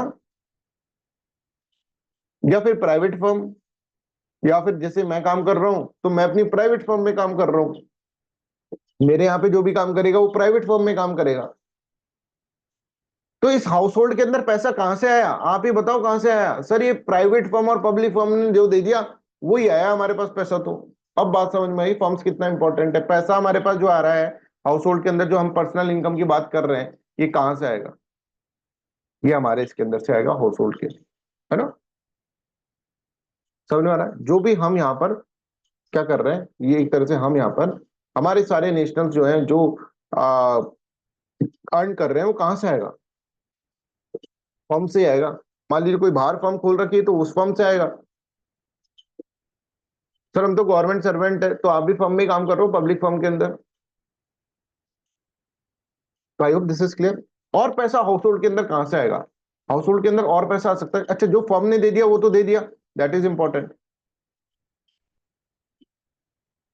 और पैसा कहां से आ सकता है, सर गवर्नमेंट भी दे देती है ना कुछ फ्री का, गवर्नमेंट दे देती है ना फ्री का कि भाई ये ले लो। तो वो जो पैसा आता है फ्री का, जो पैसा आया है, राइट, जो हमको गवर्नमेंट ने दिया है, that is known as transfer payment. Transfer payment भी हमारा एक तरह से हाउस होल्ड की इनकम ही है, ठीक है। प्लस हाउस होल्ड के अंदर और पैसा कहां से आ सकता है, सर मेरी मम्मी एक काम करती है क्या, हमारी पड़ोस की आंटी है ना, हाँ, उन वो है ना मम्मी से पैसे लेकर जाती है, 1 लाख रुपीज लेके गई थी कल ही। मैंने पूछा मम्मी ऐसे कैसे दे दिए, मम्मी ने बोला रेंट पे दिए बेटा, उधार पे दिए, और वो आके देगी जाएगी मम्मी को 1,10,000 रुपए, ठीक है। I hope this is clear to everyone. 1,10,000, 10,000 रुपए इस तरह से, तो ये 10,000 रुपए इनकम हो गई ना, ठीक है। तो एक हाउस होल्ड ऐसे देखते हैं अपन, एक हाउस होल्ड जो लोन का काम कर रहा है, ठीक है, वो क्या कर रहा है, 1 लाख रुपए दे रहा है, और उससे 1,10,000 रुपए आ रहे हैं, 1,10,000 रुपए, तो 10,000 रुपए जो है ना, 10,000 रुपीज, ठीक है। तो 10,000 रुपीज जो है ना, that will be the what, that will be the income of the house hold. But इस हाउस होल्ड के ऊपर लोन भी चल रहा है, लोन चल रहा है, और लोन का रेंट जो देना पड़ता है इनको, है ना, इंटरेस्ट जो देना पड़ता है, इंटरेस्ट, ठीक है, लोन का इंटरेस्ट जो देना पड़ता है वो देना पड़ता है इनको 15,000। तो ये 10,000 आ तो रहे हैं, पर 15,000 जा भी रहे हैं, समझ में आ रहा है। तो इसमें से कितना बच गया, नेट कितना बच गया, 5,000। तो ये इसकी इनकम हो जाएगी घर की, होगी कि नहीं होगी, ठीक है। I hope this is clear. एक बहुत बहुत ही, अगर आपको देखे तो सुपरफिशियल सा आइडिया दिया है अभी तक मैंने, और कुछ नहीं करा है मैंने, है ना, अभी तो फॉर्मूला बनाया ही नहीं मैंने। अब देखो, अब पर्सनल इनकम का फॉर्मूला बताओ ना तुमको, थोड़ा घबरा जाओगे तुम। ये है पर्सनल इनकम का फॉर्मूला। और सॉरी, ये क्यों क्यों लिख दिया, अनडिस्ट्रीब्यूटेड प्रॉफिट क्या होता है, कॉर्पोरेट टैक्स माइनस क्यों करा, ये क्यों करा, नेशनल इनकम में से ये सब चीजें क्यों करा। अब एक एक करके चीजें समझते हैं। तो हम पर्सनल इनकम का फॉर्मूला बना रहे हैं with respect to national income, national income के रेस्पेक्ट में हम फॉर्मूला बना रहे हैं। तो नेशनल इनकम में क्या है, नेशनल इनकम मतलब सारे नेशंस ने जो इनकम अर्न करी वो हो गया। तो इसके अंदर तो जो ये फॉर्म्स जो है इनकम अर्न कर रही है, ये सब भी हो जाएगा फॉर्म्स, है ना। नेशनल इनकम का मतलब क्या होगा, कि जो हाउस होल्ड भी कर रहे हैं, फॉर्म्स भी कर रहे हैं, सब आ जाएगा, नेशनल्स होने चाहिए, बस नेशनल्स जो है वो इनकम प्रोड्यूस करते हैं, राइट। अब यहां पर समझो, जो फॉर्म होती है ना, वो मान लो 100 रुपए प्रोड्यूस कर रही है फॉर्म। तो ऐसा थोड़ी ना कि 100 का 100 उठा के तुमको दे देंगे, ऐसा तो नहीं है। तो मान लो 100 रुपीज जो प्रोड्यूस करे उसका शेयर होगा। कैसे होगा, कि 100 रुपीज में से कुछ पैसा तो उन्होंने कॉर्पोरेट इनकम टैक्स में दे दिया, वो नेशनल इनकम में तो काउंट होगा, पर कॉर्पोरेट हमारे पास तो नहीं आया, वो तो चला गया कॉर्पोरेट इनकम टैक्स के अंदर। सही बात है ना, 100 रुपए ये जो फर्म ने प्रोड्यूस करे, इसमें से कॉर्पोरेट इनकम टैक्स के अंदर चला गया बहुत सारा पैसा। तो ये लो भाई, टाटा बाय बाय, 30 रुपीज चला गया, 30% टैक्स पर। कुछ पैसा इन्होंने अपने शेयर होल्डर्स को डिविडेंड की फॉर्म में दे दिया, 10 रुपीज। ये डिविडेंड क्या होता है ये मैं आपको बताऊंगा आगे चलकर, है ना, जब अपन पढ़ेंगे, राइट, शेयर मार्केट पढ़ेंगे तब बताऊंगा। 10 रुपीज डिविडेंड की फॉर्म में दे दिया, ठीक है, डिविडेंड भी दे दिया, ठीक है सर, डिविडेंड दे दिया होगा।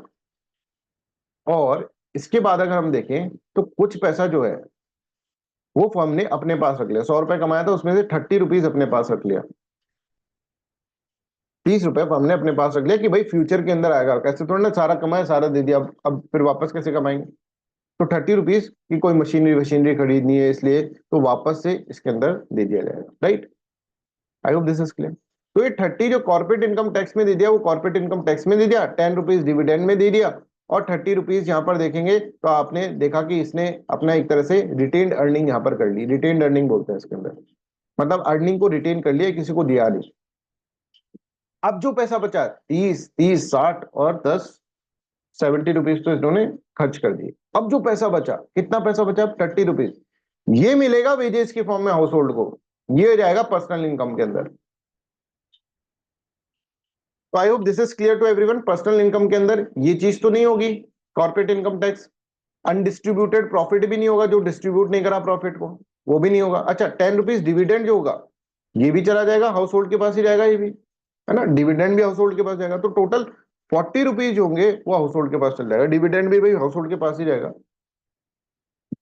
रिटेन अर्निंग क्या है, अनडिस्ट्रीब्यूटेड प्रॉफिट है जो कंपनी ने अपने पास रख लिया।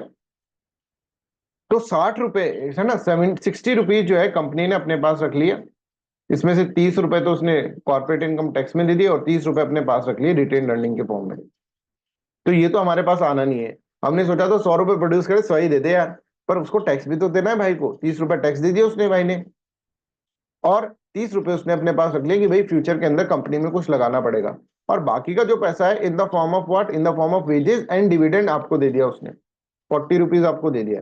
हाउस होल्ड की इनकम ये होगा 40 रुपीज। तो नेशनल इनकम में से हमको क्या माइनस करना पड़ेगा, नेशनल इनकम में से कॉर्पोरेट इनकम टैक्स माइनस कर दे, क्योंकि नेशनल इनकम में तो था 100 रुपए का 100 रुपए ये था, पर ये 100 का 100 हमारे पास तो नहीं आ रहा है, तो यहाँ पे कॉर्पोरेट इनकम टैक्स हम माइनस कर दें, प्लस यहाँ पे अनडिस्ट्रीब्यूटेड प्रॉफिट माइनस कर दे, अनडिस्ट्रीब्यूटेड प्रॉफिट हमने माइनस कर दिया। तो बाकी का जो 40 रुपए बचा हमारे पास आ गया, हाँ भाई ठीक है। तो नेशनल इनकम में से हम corporate income tax minus undistributed profit कर देंगे, तो बाकी का जो पैसा होगा वो हमारे पास आ जाएगा, पर इसके अलावा हमको और भी पैसा मिल रहा है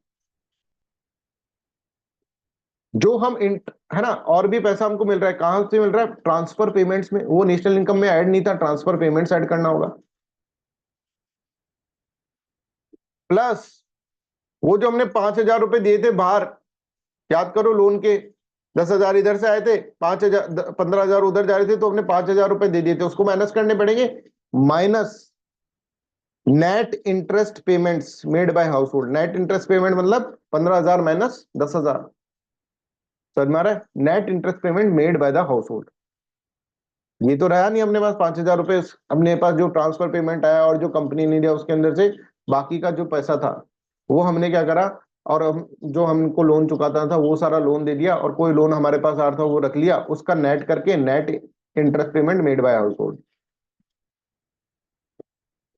I hope this is clear to everyone. This is the formula यार, ये फॉर्मूला है पर्सनल इनकम का। दिखाओ, ये देखो, national income minus undistributed profit. कौन सा? वो 30 रुपीज का अनडिस्ट्रीब्यूटेड प्रॉफिट, 30 रुपीज का corporate income tax, net interest payment made bye the house hold plus transfer payments, that is what, that is your personal income. खत्म काम। रटना कुछ भी नहीं है।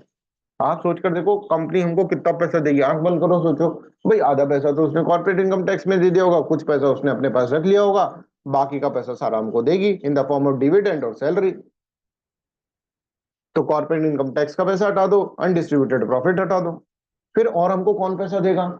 और वो हमको दिया था मम्मी ने, वो 10,000 रुपए कमाए थे और घर के लोन के अंदर 15,000 रुपए चले गए थे, तो नेट तो हमारा गया ही, तो नेट को माइनस कर देंगे।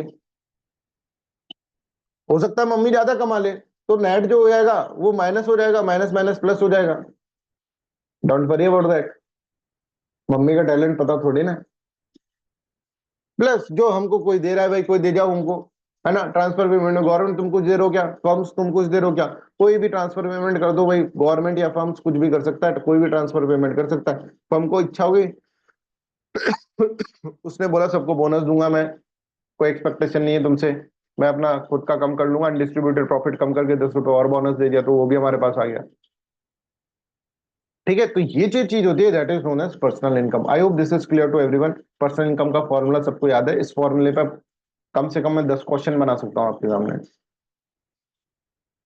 तो please try to understand, this is how you have to understand. हाँ, हमने अभी टैक्स नहीं दिया है साहब, टैक्स अभी हमने पे नहीं करा है। चलो, अब एक कॉन्सेप्ट तुमको बता देता हूँ। अनडिस्ट्रीब्यूटेड प्रॉफिट जो है पढ़ा देता हूँ, मतलब बता तो दिया ही। Profit earn by the organization but not distributed by to its share holder by the way of the dividend. ठीक है, और salary. Such sums are available for the latter distribution but are frequently used by the company to finance their activities. National income which is earned by the firms and the government enterprises, a part of the profit is not distributed among the factor of production. Factor of production के अंदर जो part of profit है वो produce distribute नहीं करा जा रहा, और वो ही अनडिस्ट्रीब्यूटेड प्रॉफिट है। We have to detect undistributed profit from the national income to arrive the personal income. ठीक है, since undistributed profit does not accrue to the household. ये सब लिख रखा है, पर ये सब समझे कौन? है ना, समझाने वाला होना चाहिए। देखो इकोनॉमिक सब्जेक्ट एक ऐसा है, एकमात्र इकोनॉमिक सब्जेक्ट ऐसा है, बाकी आप सब खुद पढ़ सकते हो, बस उसमें थोड़ा रिसर्च और ये सब। इकोनॉमिक्स को कोई समझाने वाला होना चाहिए, नहीं तो बहुत मेहनत लगती है इकोनॉमिक्स होने में, बहुत ज्यादा एफर्ट्स लगते हैं। ठीक है, मैं बताता हूँ आपको, और समझाने वाला होना चाहिए। इकोनॉमिक्स आने वाली होनी नहीं चाहिए। जैसे मैं आपको बताता हूँ, बहुत बड़े टीचर थे, बहुत ही बड़े टीचर, नाम था उनका इकोनॉमिक्स के अंदर, मैं टीचर का नाम नहीं ले रहा हूँ ना, जिनसे मैं इकोनॉमिक्स पढ़ा था। बहुत बड़े टीचर थे, बहुत ज्यादा नॉलेज, मतलब उनके नोट्स के अंदर से ही आएगा जो आएगा। बट जब वो पढ़ा रहे हैं ना, तो I am not understanding anything out of that. मुझे कुछ समझ में नहीं आ रहा है। मैं सोच रहा हूँ यार क्या पढ़ा रहे हैं यार ये, और उनके आने से पहले ही नाम हो गया और वो आएंगे इकोनॉमिक्स पढ़ाने, एक्स वाई जेड आएंगे वो। तो वो उनके पास नॉलेज है, नॉलेज की पूरी रेस्पेक्ट कर रहा हूँ, पर उनके पास पढ़ाने का तरीका नहीं है। मुझे कुछ समझ में नहीं आ रहा उस वक्त। मेरी फ्रेंड बैठी थी पास में, वर्षा, मैंने कहा वर्षा तेरे को आ रहा है समझ में? उसने बोला यार बहुत बड़े टीचर है, इनसे पढ़ो, इनसे पढ़ेंगे। मैंने कहा तेरे को कॉन्सेप्ट आ रहे हैं समझ में? बोले नहीं बहुत अच्छा पढ़ा रहे हैं, बहुत अच्छा पढ़ा। मैंने कहा कॉन्सेप्ट समझ आ रहे हैं क्या? मैंने पूछा यार ये कॉन्सेप्ट समझा दे मेरे को। ये क्या बोल के चले गए यार, पर्सनल इनकम का फॉर्मूला लगा दिया, मेरे को समझ नहीं आ रहा, कॉन्सेप्ट को समझा दे मेरे को। नहीं समझा पाई। मैंने कहा बहुत बड़े टीचर है, वो अलग बात है, ठीक है नॉलेज है सब कुछ इनके, पर समझ में तो आए चीजें। और वो खुद सीए थी। मैंने कहा यार वर्षा मेरे को समझ में नहीं आ रहा, तू मेरे को पढ़ा देना, ठीक है, इकोनॉमिक्स तू पढ़ा देना। मतलब मैं ऑलमोस्ट कॉलेज से पास आउट ही हुआ था तब, राइट, तब की बात बोल रहा हूँ। और हाँ, जॉब छोड़ कर आया था मैं तब, है ना, 2013 की बात कर रहा हूँ, 2014 की, सॉरी। मैंने कहा यार वर्षा आप पढ़ा देना मेरे को नहीं समझ में आ रहा है। तो वर्षा ने कहा ठीक है मैं पढ़ा दूंगा। अब वर्षा ने बोल तो दिया पर पढ़ा ही नहीं। मैंने कहा यार इकोनॉमिक्स पढ़ा, मैं उसको पॉलिटी पढ़ा रहा हूँ अच्छे से, ये सब चीजें समझा रहा हूँ उसको, ठीक है। उसने कहा मैं पढ़ा दूंगा तो एक बार में कोई पॉलिटी नहीं, कभी मेरे को पढ़ा ही नहीं इकोनॉमिक्स। मेरा इतना दिमाग खराब हुआ यार, इकोनॉमिक्स के कारण कुछ रुकना नहीं चाहिए, बिकॉज इकोनॉमिक्स के क्वेश्चन बहुत इजी आ रहे हैं, पर चीजें समझ में आए हैं तब जाकर बगान बने। मैं 15 डेज तक लगा था, मैंने कुछ नहीं पढ़ा, कुछ भी नहीं पढ़ा। और मैंने कोई मतलब वैसा नहीं करा उसके अंदर कि कोई टीचर्स का देखूं, मैं खुद उसको अंदर पढ़ा, बुकों को लेकर बैठा, नेट पे बार बार सर्च करता रहा 15-20 दिन के अंदर। मैंने कहा वर्षा इकोनॉमिक्स पढ़नी है तुम्हें? बोले कैसे, तुमको तो आती नहीं है। मैंने कहा पॉलिटी तो पढ़ लिया, अब इकोनॉमिक्स भी पढ़ लो। बोले कैसे? मैंने उसको पढ़ा इकोनॉमिक्स। उसने बोला पढ़ा कहाँ से तुमने, पढ़ा कहाँ से? मैंने कहा यार एक वीडियो देखता हूँ मैं, बहुत मस्त है, तेरे को नहीं बताऊंगा। 15-20 दिन तक सिर्फ मैंने इकोनॉमिक्स पढ़ी, और आउट ऑफ टेंशन की भाई इकोनॉमिक्स कारण कहीं रुक नहीं जाएगा। उसके बाद मेरी इकोनॉमिक्स बनी है, और मेरे को पता है उसमें मैंने कितनी मेहनत करी है, तब जाके बेसिक सा इकोनॉमिक्स समझ में आया। फिर उसके ऊपर क्या है, उसके ऊपर फिर अपन ने इस तरह से करा। तो ना, तो इकोनॉमिक्स वेरी टिपिकल सब्जेक्ट। अगर आप बिना टीचर, मैं ऐसे नहीं कर रहा क्योंकि मैं तो सब पढ़ाता हूँ भाई, मैं पॉलिटी भी पढ़ा, पॉलिटी आप पढ़ सकते हो, मैं बोल रहा हूँ ना आपको। मैं सारे सब्जेक्ट्स पढ़ाता हूँ, आप देखो सारे सब्जेक्ट्स के मैंने वीडियोस बना रखे हैं, है ना। कोई भी मॉड्यूलर कोर्स आप ले सकते हो और उसकी क्वालिटी उतनी अच्छी होगी। बट वो सब चीजें आप भी पढ़ सकते हो, थोड़ी मेहनत उसके, पर इकोनॉमिक्स आप नहीं पढ़ सकते खुद। फॉर योर काइंड इन्फॉर्मेशन, कुछ ना कुछ तो आपको चाहिए। और ऐसा टीचर नहीं कि हाई लेवल का टीचर चाहिए, मतलब वो समझा दे आपको चीज, दैट इज इम्पोर्टेंट, ठीक है। बच्चे ऐसे समझ लेते हैं सर इसलिए बोल रहे हैं जिससे कि हम इकोनॉमिक्स खुद नहीं पढ़े और सर का कोर्स बिक जाए। ये एक दिमाग में रहता है स्टूडेंट्स के हमेशा, पता नहीं क्या।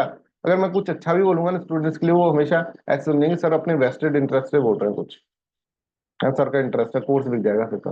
भाई नहीं बोल रहा हूँ मैं, पर ठीक है, आप लोगों का भी बात समझ में आता है। इतना कमर्शियलाइजेशन हो चुका है एजुकेशन का कि हर को लगता है कुछ भी बोल रहे हैं वो, फिर वो कमर्शियलाइजेशन के लिए बोल रहे हैं, ठीक है। हमारी गलती है, हम सब टीचर्स की गलती है, सब मिलाकर, तो उसको इतना कमर्शियलाइज कर दिया एजुकेशन।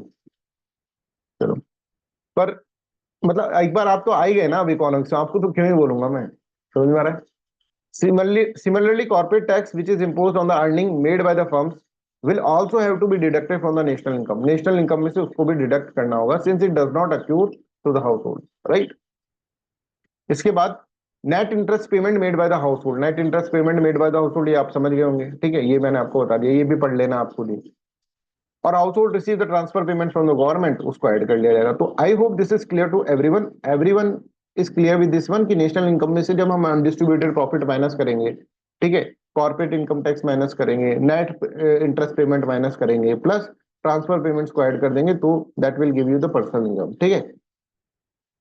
अब एक काम करो सब बच्चे, अपना जो कॉपी में आप लिख रहे हो ना, जैसे नोट डाउन कर रहे हो, है ना, नोट डाउन कर रहे हो, इधर इधर कर लो, इधर एक ऐसा पन्ना खोलो, ठीक है, जिसके अंदर कुछ नहीं लिखा हुआ, राइट।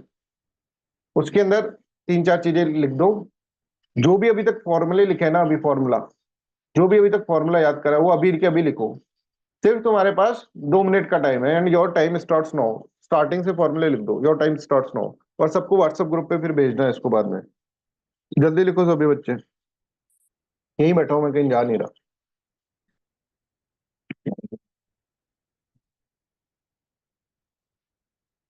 सभी बच्चे लिखो सारे फॉर्मूले, जीडीपी जीएनपी वाला से स्टार्ट करो। जल्दी से लिखो, 2 मिनट का टाइम है बस, 2 मिनट से ज्यादा का टाइम नहीं है आपके पास।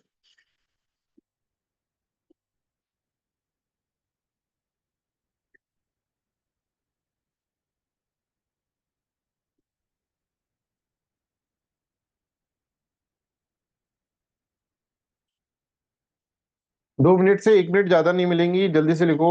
2 ही फॉर्मूले लिखे हैं अभी आपने, ज्यादा लिखो, जल्दी से लिखो सारे फॉर्मूले।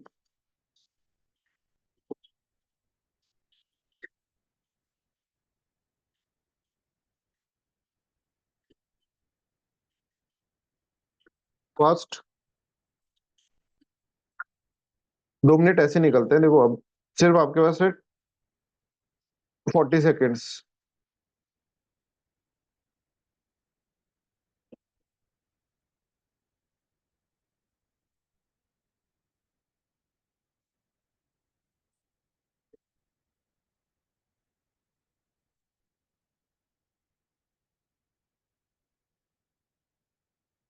ठीक है, ओवर। अभी सब रुक जाओ और अभी के अभी सब फोटो खींच के ग्रुप पे भेज दो, अभी के अभी आनी चाहिए फोटो।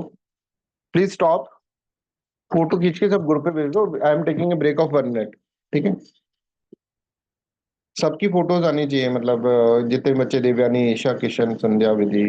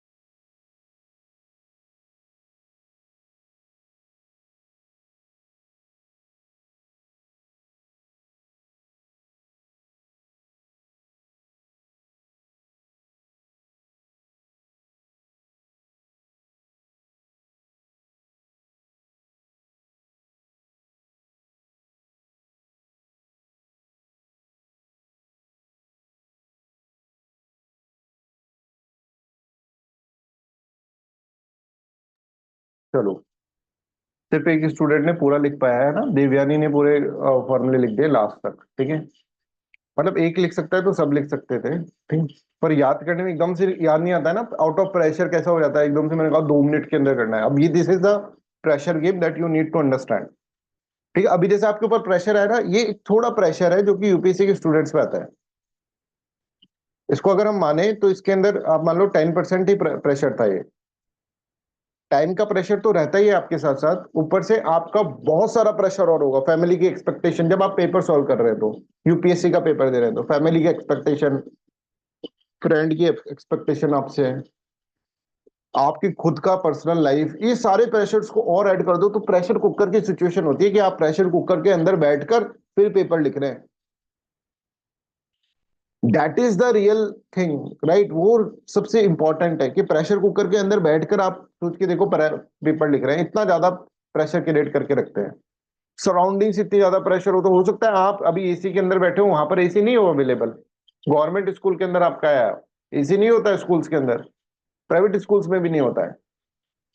पंखा चढ़ चढ़ चढ़ चढ़ चढ़ चढ़ की आवाज कर रहा है मान लो, थोड़ा सा कंसंट्रेशन बैठा, बीच में पानी वाला आ गया कि पानी पीना है, किसी को बोले अरे प्रभु 2 घंटे नहीं पियेंगे तो भी काम चल जाएगा, फिर एकदम से आपका आपके पसीने छूट रहे हैं, सब कुछ हो रहा है और आउट ऑफ दैट तुम्हारे पास और भी प्रेशर है, टाइम नहीं निकल जाए। दूसरा प्रेशर, फैमिलीज की एक्सपेक्टेशन इतनी, पापा मम्मी घर तक वहां तक छोड़ के आए सेंटर तक, लो भाई और प्रेशर तुम्हारा बढ़ा दें। भाई बहन को भी ले आए कि सब चल के हाँ बेटा अच्छे से करना, बेटा देख पेपर अच्छे से करना, जैसे उनके नहीं करने से तो हम नहीं करेंगे अच्छे से, है ना। वो और प्रेशर, पापा में बाहर धूप में खड़े हैं वेट कर रहे हैं और आते ही और बेटा कैसा हुआ पेपर, है ना। तो ये फिर सेकंड प्रेशर के ऊपर, सेकंड पेपर के ऊपर और प्रेशर बना देगा।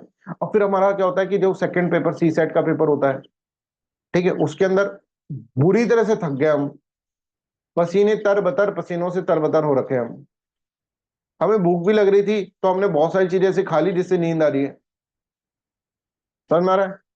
हमारे शरीर के अंदर हमको लग रहा है पानी की कमी है, ऐसा लगा होगा आपको, दिया होगा सी सेट के अंदर जब, तो नींद सी भी आ रही है क्योंकि दिन में तो सो जाते थे घर पे ऐसे इस टाइम पर, अब क्या करें। ये सब प्रेशर आपको हैंडल करना आना चाहिए, प्लीज ट्राई टू अंडरस्टैंड। घर में बैठकर ये सब चीजें कैसे करनी है, ये आपको जैसे टेस्ट जब सॉल्व कर रहे हैं तो लिमिट, टाइम लिमिट क्यों लगाते हैं हम, टाइम लिमिट जैसे 2 घंटे का पेपर है तो आप यहाँ पर घर के अंदर इसको कम से कम 15 मिनट्स पहले पूरा करो। जो भी टेस्ट सीरीज और ये सब आता है ना, 15 मिनट्स पूरा पहले कराओ, जो भी ये 15 मिनट्स मतलब जो एक्स्ट्रा प्रेशर जो एग्जामिनेशन हॉल के ऊपर बन जाता है कि टाइम पे बन जाता है, वो वाला एक्स्ट्रा प्रेशर को हम कंपनसेट करने के लिए कर रहे हैं। I hope this is clear. तो this is known as what, this is known as private income. Private income मैंने आपको समझा दी कि प्राइवेट इनकम क्या होती है। Private income is done. Private income के अंदर अभी तक हमने टैक्स नहीं दिया था, टैक्स। तो मान लो प्राइवेट इनकम हमारी 100 रुपए है तो 100 का 100 हम खर्च नहीं कर सकते क्योंकि हमको टैक्स देना पड़ेगा। मान लो 10% टैक्स देना है तो हमको 90 रुपीज हमारे पास ऐसा आएगा जो कि क्या होगा, जिसको अब हम खर्च कर सकते हैं, जिसको अब हम डिस्पोज कर सकते हैं। और this is nothing sorry, this is nothing but the personal disposable income, PDI, personal disposable income. Personal disposable income का मतलब 90 रुपीज जो हमारे पास आया वो हम कर सकते हैं। जो हमारा पर्सनल इनकम था 100 रुपए, उसमें से टैक्स हमने दे दिया 10 रुपए का, अब जो बचा है ना वो 90 rupees that we can dispose, उससे हम सामान खरीद सकते हैं। अभी प्राइवेट इनकम से सामान नहीं खरीद सकते क्योंकि 100 रुपए में से टैक्स देना है हमको कुछ। तो प्राइवेट इनकम में से जब टैक्सेशन माइनस कर दोगे प्राइवेट इनकम में से, जो आपके पास इनकम आएगी that is known as personal disposable income. Personal disposable income क्या होती है समझो। Personal disposable income is not the income over which the household have completely से, कंप्लीटली से नहीं है पर्सनल इनकम के ऊपर पूरा, इसके अंदर कंप्लीटली से नहीं है, दे हैव टू पे taxes from the personal income. तो इफ यू डिडक्ट टैक्स, ठीक है, deduct the personal tax payments and non tax payments, जैसे फाइन, हम चला रहे थे गाड़ी, कार चला रहे थे हम, 100 रुपए की प्राइवेट इनकम अभी अभी हमारे पास हुई थी, तो हमसे वो सब कुछ हटा उठो के 100 रुपए हमारे पास टोटल कैलकुलेट होता है। हम कार चला रहे थे, सामने पुलिस वाले ने रोक लिया, बेटा बेल्ट कहाँ है, ओ अंकल लो 10 रुपए आप रख लो, तो ये 10 रुपए फाइन में चले गए। दूसरा फिर हमको 10 रुपए टैक्स में जमा कराना है, टैक्स में जमा कराना है, तो tax as well as non tax जो पेमेंट्स होते हैं, ठीक है, वो सब चीजें हम करने के बाद जो हमारे पास पैसा बचा, tax payments and non tax payment. Non tax payment ऐसा फाइन जो होता है वो नॉन टैक्स पेमेंट होगा, 10 रुपए टैक्स में चले गए, 10 रुपए नॉन टैक्स पेमेंट में चले गए, हमारे पास जो पैसा बचा वो हो गया 90 rupees. That is known as personal disposable income. That income you can dispose, ठीक है, आप अपनी विल के पर डिस्पोज कर सकते हैं। तो यहाँ पर देखो, personal disposable income is the personal income minus personal tax payment minus non tax payment. Non tax payment जैसे फाइन्स होते हैं, ये सब non tax payment. I hope this is clear. ये क्लियर है। अब इसी तरह से हमको एक टर्म समझनी है that is known as private income.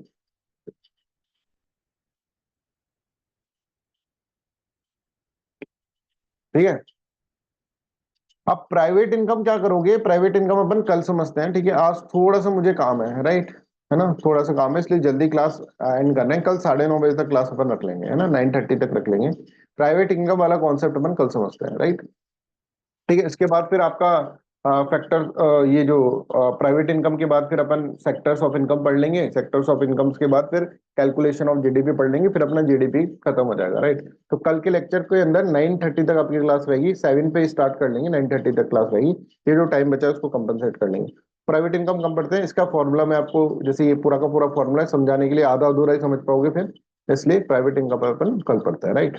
So that's all for today's class, thank you so much for listening me. अभी आपको ये सारे वीडियोस और ये सब पीपीटीज और क्वेश्चंस, ठीक है, ये भी आपका थोड़ा लेट ही मिलेगा ना, 12 बजे बाद तक ही आपको मिल पाएगा, right. Thank you so much.